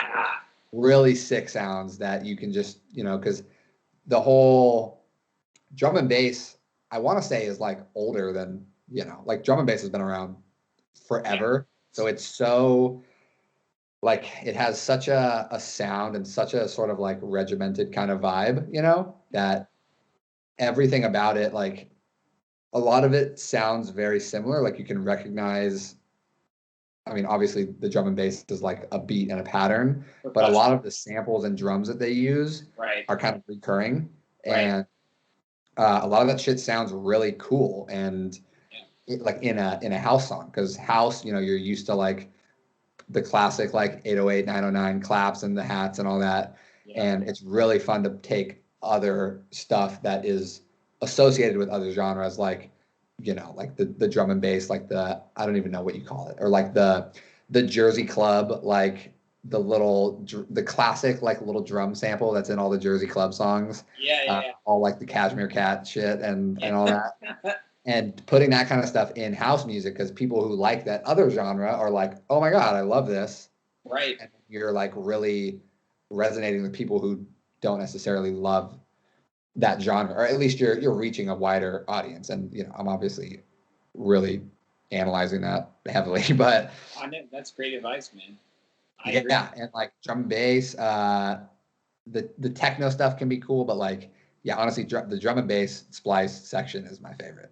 That's a very good point. You just reminded me. I found like this Congo in an Afro house sample kit, and I was just like so sick of looking at tech house. I was like, I don't really even know what I want to make right now, but let me go to something a little outside left field. So I just made a little BPM range, and I was like, damn, this little bongo. I was like, I like that. That could be good for a break. What if I start here? And then now I've kind of started incorporating it into a lot of songs, and I'm like, maybe this is my little signature. And it inspired me. So you're right. You got to go outside the box. For sure. If you're making tech house and you open Splice and you filter by tech house, you're not doing it right. Fuck yeah, that's good advice. You're stuck in the box. You gotta that's the beautiful thing about Splice, man. There's literally endless things, and if you're not gonna like cross reference and pull things from over here and put them in your song, that's a completely different genre. It's like you're not really like if you filter by tech house and you make tech house and Splice, you're using it for what it's for, you're using it the way it was designed, but you're not really going above and beyond that. And that's kind of where that's what you got to do to be different, Love that, man. Another one of your great tracks too, leading up to Ask Myself, your remix of LA Riot's Acid Roll. And it's really cool too, because I remember DJ Susan telling me about a lot of people that have come on to Good Politics in the beginning, and the Frankie Watts, the LA Riots, man, to see where those people are at too. Frankie, yeah, man. He was the first person to ever come and visit us from the UK. We did an EP for him long before he blew up. He was doing well, but he didn't like transition into the type of music he's making now, Yeah. He hadn't made that transition yet. So yeah, that was just as a side note. Shout out Frankie Wah. He's fucking amazing. Huge Hood Poly celebrity. Yes. Yes, it's awesome. But this was dope, man. Like you snapped, and that's a track too that I like. Hearted immediately, added it to the put it on my USB type track, and I think that this. Mike Clementi mentioned this, and this is something that I found to be one of the most powerful pieces of information that I share with my friends, that I share with other producers, that I share with DJs, that I share with people trying to make the music industry. Get your music on the USBs of DJs that are going to play it. That is how you make connections. That is how you get your music on labels. That is how you build up your name. And I just wanted to acknowledge you again. That is a track that needs to go on USBs. That is a track that needs to be pumped on speakers, bro. Yeah. That's, again, really aiming to be like a tech house bomb, It is. 2020 was the year of the channeling the tech house for sure. It's so funny because with no live shows, but I'm like, this guy's fucking dropping bombs, dude. And I love that though. You got to. Yeah, I appreciate that. Yeah, that one. Yeah, that one's loud. Honestly, I feel like I went a little too tech house on that one, but I'm not complaining. I'm super happy with it. But yeah, I'm like, I don't know. It's inspired me to like. I don't know. Again, man, like I could just keep pursuing these like tech house kind of keep aiming towards that specific sound. But I don't know, man. I don't want to. I mean, to be cliche or not cliche, but just like I'm really into minimal stuff right now. And like the more like upbeat minimal stuff, of course, coming from tech house, like, tech house is very like dancey, and some minimal stuff can be a little bit like, slow and I mean, not slow, but like Simple. Yeah. Great. And yeah, like there's like, I guess, I don't know, after a year of tech house weapons, I'm like, I don't know, let's get back to the groove side of it, Yeah. I mean, I love that you asked like where my mind was at and what kind of sound I was trying to create for the Nutty brand, because that shit changes like every week, That is your sound. That is your stuff. The ever changing. Dude, we ran through almost all your tracks. I love asking this question, especially someone who's released so much music that's been in the game for years now. Are there any tracks that mean the most to you, regardless of success, regardless of streams, regardless of DJ support, and why? Of my own tracks? Yeah, your own tracks that you released. Which one means the most? Yeah.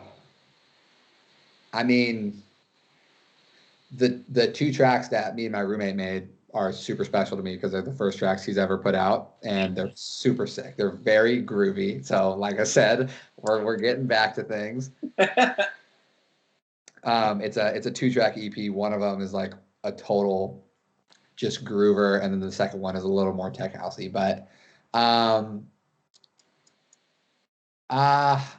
love the Dennis Sulta edit. I think was really special to me because it's kind of I don't know. To be honest, like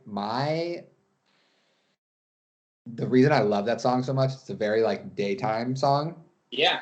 And when I think of my like ideal, I've always dreamed of this, like my dream like performance, like DJ gig, DJ set Yeah. would be at like a massive daytime festival. Hell And yeah. that's just like what I've always visioned, being in like a very packed, intimate, like close to the crowd, you know, like not a huge stage. I want to be close to people, super crowded with a bunch of trees. We've got a Modelo. For sure, a handful.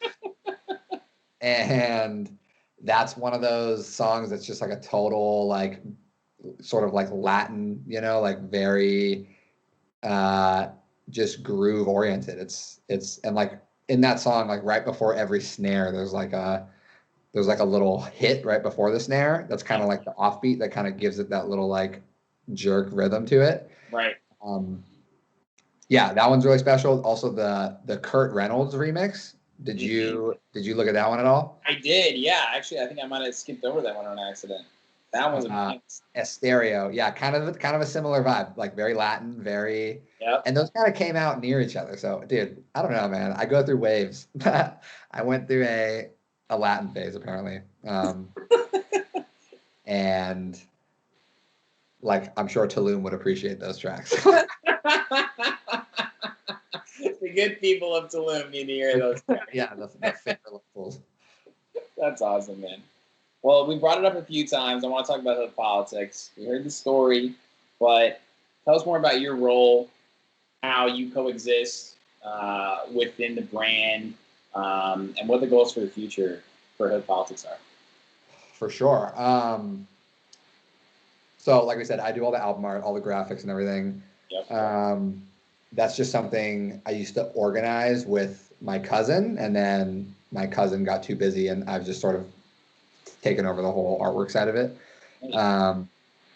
I mean, we just share kind of the A&R. Like we have our like shared Hood Politics friends, you know, Revlo, Frankie, Ben Reed, Right. all these people, and then we all have our like individual friends. So we all kind of do our own legwork with A&R of just like, you know, talking to our friends, and they send us demos, and then we share it with each other. Right. I definitely take more of a, like, I try to be like the manager, you know, I'm like sort of the serious one, which. You? Yeah, because like. I had brand in high school and college, are you sure? Yeah. Yeah. I'm like, dude, we gotta like do this, we gotta get this done, we gotta like have all this stuff done. Love it. And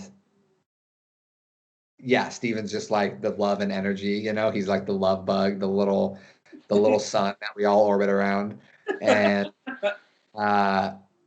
yeah, you know, so it's a very, you know, loose setup that we have, but it works perfectly. Obviously it's tough. I live in LA. They're both in San Diego, and our sort of market is in San Diego. When I moved up here, like we've made a ton of friends. freakin, Binge Watch, all those boys live up here, and I hang out with them all the time up here, which is amazing. So we're kind of expanding Hood Poly. Those guys are blowing up. Yeah, Freak kills it. And Tony, Dr. Fresh, he's kind of like their. I mean, yeah, I'm sure they would agree that he's kind of their mentor. He's just a great guy. He's one of the most nicest. He's like Steven. He's just one of the greatest, most loving people. He's. I mean, I don't have to tell you, he's well known in the industry for being a good person. 100%. Yeah, he's a great guy. So yeah, you know, I'm the LA chapter of Hood Poly, and yeah, I'm sort of like the business mind of it all. I went to business school, and I've just always sort of been, you know, I don't know. I can be like serious about organization and stuff like that, Sure. which is necessary, you know. But it's not the only thing that brings success to a team, you know. So we are very, you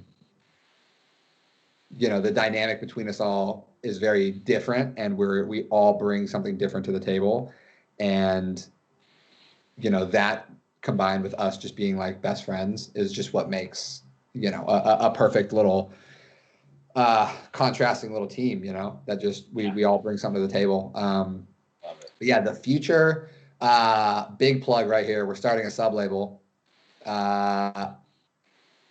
I'm not going to drop the name of it because I want to drop it in a very special way.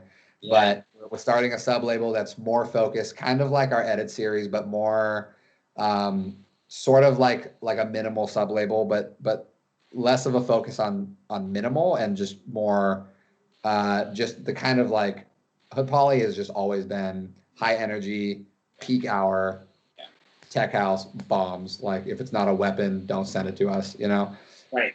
Like that's what people know, So, but there's songs that are fucking amazing that don't fit that vibe. So yeah, we're starting a sub label, and it's gonna be focused more towards the maybe not a peak hour weapon, but more so like a groovy song that just kind of gets stuck in your head for weeks, and you can play on, you can play out on a boat party, you can play during the day, you can play, the stuff that you can listen to any time of the day. More streamable, so to speak. Sure, yeah. More groove oriented. Yeah. And yeah, so we're super pumped on that. I'm sure Steven living in Tulum definitely contributed to that because Tulum is just such a different music type of environment, and it's hard to like imagine that, but everything down there is just a slowed down kind of tribal thing, but it's really cool and refreshing to be able to kind of switch your mindset. If you're always going to nightclubs, and maybe we can thank COVID for that we haven't been at a nightclub every weekend for the past 10 months, Yeah, so I'm used to it now. It's weird. Yeah, but your mind starts to like go outside of tech house because you can't, you're not just listening to tech house in your house every single weekend like you would be if you're in a nightclub. Totally. So yeah, you get to kind of like think about other types of music. I've gotten super back into like reggae, not like not like white people reggae, not iration and shit, but like the culture and like the band culture, I mean, and like, Desmond Decker, Toots and the Maytals and all that. That's like the shit to me. And I listen to that pretty much every fucking day. And that's like my that's my happy place, is the roots rock reggae anthems, Yeah. And I'm be on the lookout because I'm sampling some shit, and you'll hear some big vibes next year. Correction. Let's go. Yeah. But yeah, so the future Hood Poly sub label, we just, I don't know. It's tough. It's tough to see where the music industry goes. We were throwing a ton of parties before. We're not doing that now. Right. We haven't taken a big like step in the streaming direction. We've done sets and stuff. But I don't know. That's just not like our forte. And I know there's opportunities there for growth and stuff. I'm just not really passionate about the whole streaming thing. What we do well is release music, and if there's one thing we can offer people during this quarantine is we can keep putting out music, and that's the one thing that we know that we're good at that. It's what we can do. We do it well. And so this year we thought about like not putting out music because we're like, no one's partying, no one's really fired up on tech house, right? And then we realized that's kind of the only thing we can offer people. So we said, fuck it, we're going to change our bi-weekly releases to weekly releases. We're going to put out as much music as possible and just, do what we can. And so we're going to continue doing that. Now we're going to have 2 labels to do that with. And I don't know. It kind of depends on the scene, We love throwing parties. We have a really solid community, both LA and San Diego. Like the last party, literally crossed weekend was like the last big thing to happen. We threw our boat party. It was a huge risk, I'm not gonna lie. We put a ton of money down. It was a huge risk. Like it was we said fuck it, you know, we said let's do it. We're only going to find out if it's going to work one way, and that's just by charging it. And we had like a 500 person capacity boat that we had basically sold out, and then the day before the party, or maybe it was the day before, like the night before, the day before the party. So basically 48 hours until people should be getting on the boat. And the 500 person capacity boat that we had booked and basically had almost sold out, like broke down. Yeah. So the only other thing they had was the fucking huge horn blower, which was like a 1,200 person capacity, which you're like, and they're like, we're not going to charge you anymore. It's kind of our fault, you know, so we're just going to let you guys do it. Yeah. And this is the boat that like Foss did a whole repopulate boat party on.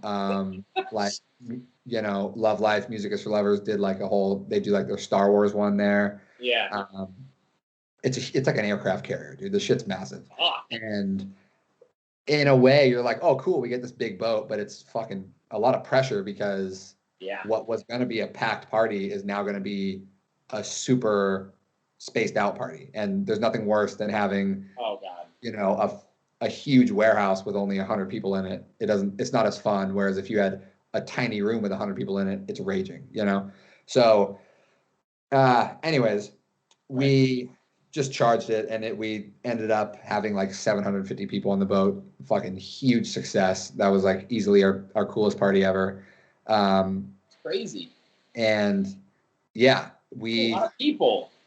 It really was. Yeah, it's crazy. We were like pulling out every little tip and trick in the book. We started selling group ticket or group, yeah, like pay for 8 tickets for like some discount. You know, you and like 7 homies can come, and we sold like 20 of those. Like it was crazy. We somehow pulled it off, and you know, we had the whole function set, and yeah, everything with a full like festival light setup.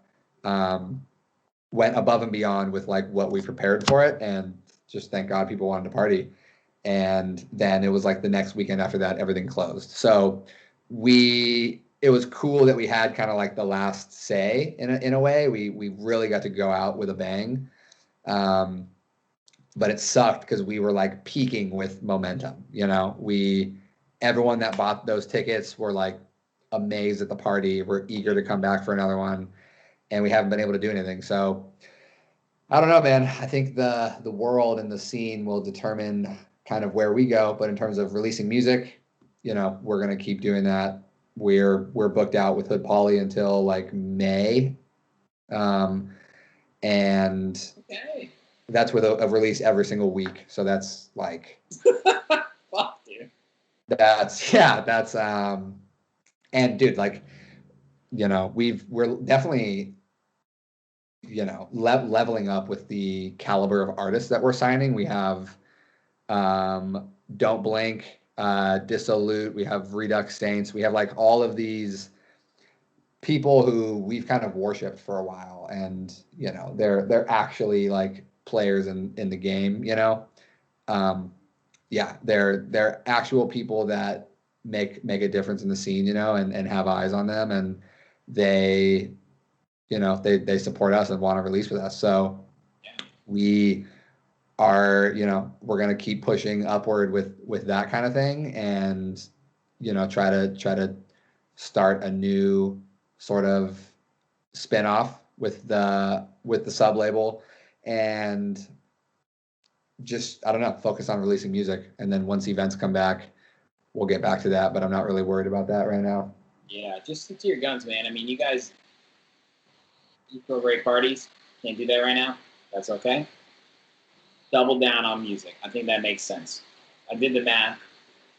5 months till May. Times 4. You got 25 tracks coming. Yeah. For sure. 25 of music, yeah. And then, I mean, that's not even including the edits. So yeah, the edits, really with edits, we do 2 releases a week, because we do, ideally, our ideal scenario people who run labels, take notes. This is the winning formula. Yeah. You put out a release on Friday or whenever you want to put out your releases. We do Fridays, and that Wednesday prior, we put out a free download, if possible. Put out a free download edit, the Hood Poly edit series from that artist to one, introduce the label or introduce the artist to the label if they're new, and just get people kind of fired up on this artist if they've never heard of him before. We have this free download. Everyone's like, oh, Yeah. Our first release of the new year is from Victor Bari, a kid who would just send us a ton of demos. Hood Poly celebrity right there, one of our best homies right now, lives in Brazil, and I hit him with a bunch of tech support, like I said earlier. He would send us some tracks, and I would kind of go back and forth with him, and we just have such a respect for each other now from just working with each other like that. I know he has a collab with More Than Friends that I think they just signed somewhere. It hasn't come out yet. Him and I are working on some stuff. Anyways, the first release of the year actually is this Friday from him, and it's his debut on the label. And then we have an edit from him coming out tomorrow. And that's kind of just a great way to, introduce someone to the label, to our community, and people can kind of get a taste of their sound. And then we say, here's the real release. Check it out on Spotify, whatever. And, it's a fun little way to get someone who has an edit and or like a bootleg, get them 2 releases in a week on the same label, and they really it's kind of like a little takeover they have. They get to be the shining star of Hood Poly for a whole week. Great idea. Then they do the Spotify takeover. We let them curate our playlist. Yeah. So that's really what it is. Hood Poly just gets taken over by a new artist each week, and they get the keys. Dude, that's so awesome because you guys are artist centric. You're artists running a label, and I think that's what really is the biggest difference between Hood politics. And obviously, there are so many labels that are run by guys that are in the game, but it's just about how you guys go about it. And it's like you said in the very beginning of the interview, relationship driven. 100%. It all comes back to love, man. Like, not to be corny. I know it may sound corny, but that's literally the driving force behind everything in the world. But with music,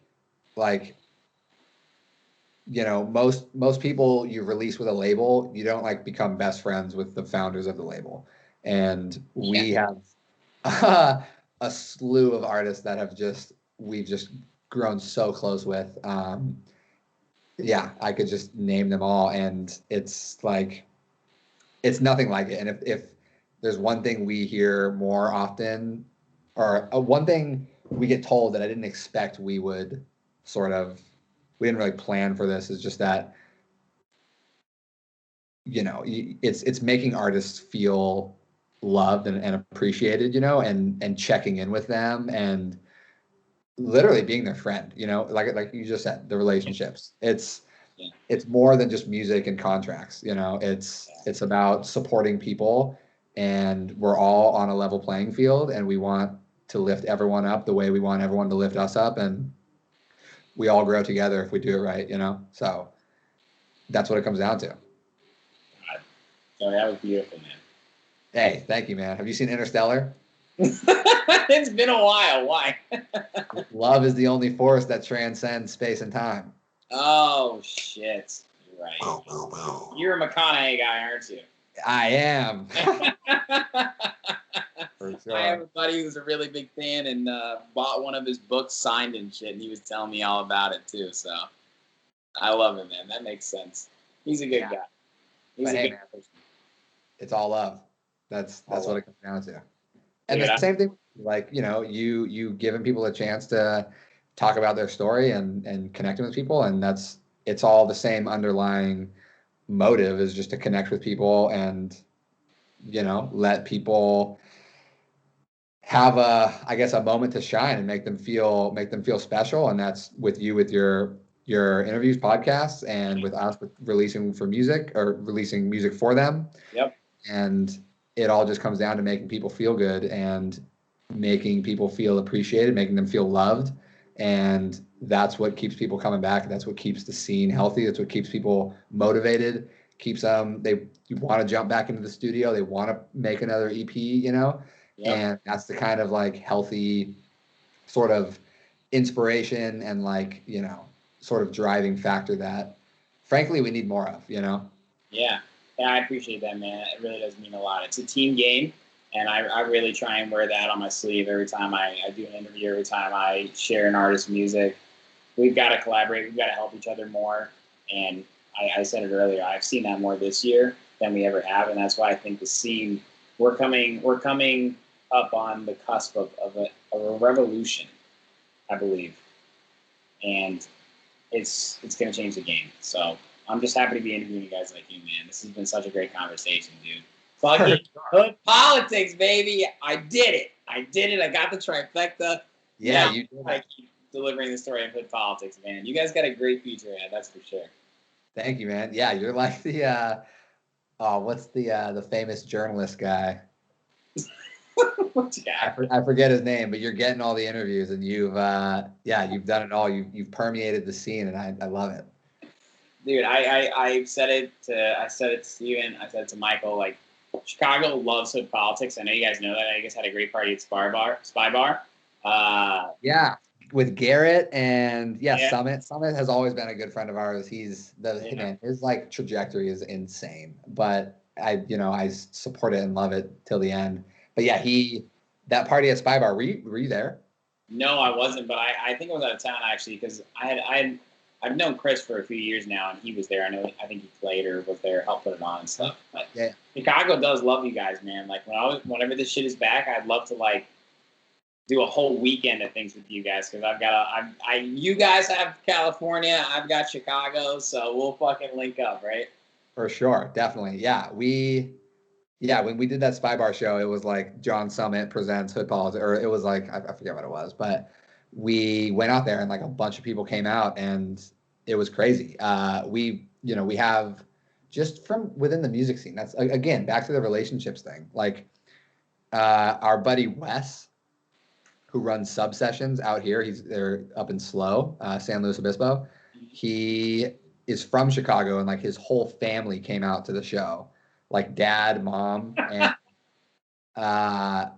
it was just like, it's just insane. The support that you can get, when you make someone feel special and feel loved, they return it right back to you. And I mean, I'm sorry I keep fixating on this idea, but it's like, it's literally what the scene revolves around, or at least our scene, our little hood poly community is, you give love and you get it back. And yeah, we spent the weekend with Summit at Spy Bar. Garrett, Infinity is the guy there. Dude, him and I became SoundCloud homies, I want to say like 10 years ago. Yeah, we were a fucking legend, dude. He is. For sure. He's such a good guy. I actually hung out with him. My ex is from Chicago, so we went to Spy Bar for New Year's, like a year or two before we did that show out there. Mm-hmm. And I met him because we were just homies on SoundCloud, and like nice. Yeah. And yeah, he's a total legend. But yeah, we did the Spy Bar, then we went to like this underground, like it was like a Latman party under some freeway bridge. Yeah, I know. You know what I'm talking about? Yeah, Paradigm put it on, I think. Yeah, exactly. Yeah. Yeah, such a weird event, but yeah. That's Chicago, bro. We just do whatever the fuck we can. Put some speakers up, doesn't matter the temperature, we just do it. Yeah, that was that was a hot one for sure. Speaking of hot ones, the interview guy, Hot Ones? Yeah, of course. He was at that Loutman party, and I fanboyed hard as fuck. I was like, was he?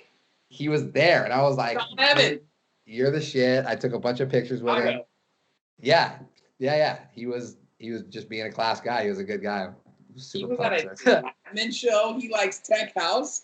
I know. I was like, dude, what are you doing here? Don't you have some chicken wings to eat, man? That's awesome. Jesus, what a great story. Joey, I just want to say once again, man, like, your music is special. The Politics brand is incredible. And this conversation has only solidified my love for you guys and the Hood Politics and the Southern California scene even more, man. It's just a pleasure to talk to you and connect with people like you, man. real. Likewise, dude. It's all mutual. You know, it's amazing to get to connect with people and, yeah, you know, share this kind of insight on the scene. For sure, brother. Happy New Year to you. Okay. You enjoy your. Dude, happy holidays. Yeah. Happy holidays. Doesn't Let's feel like start holidays, but 2021, right? That's right. Let's keep it going, brother. I appreciate your time. I'll talk to you again soon. Okay. Dude, yes, sir. Love you, man. Love you, Joey. You're the man, brother. All I right, did buddy. it. Trifecta. Yes, you did it. You're the only one. You're a Sounds- pioneer, man. Have a good night, Joey. Keep drinking Modelo for me, okay? Yes, sir.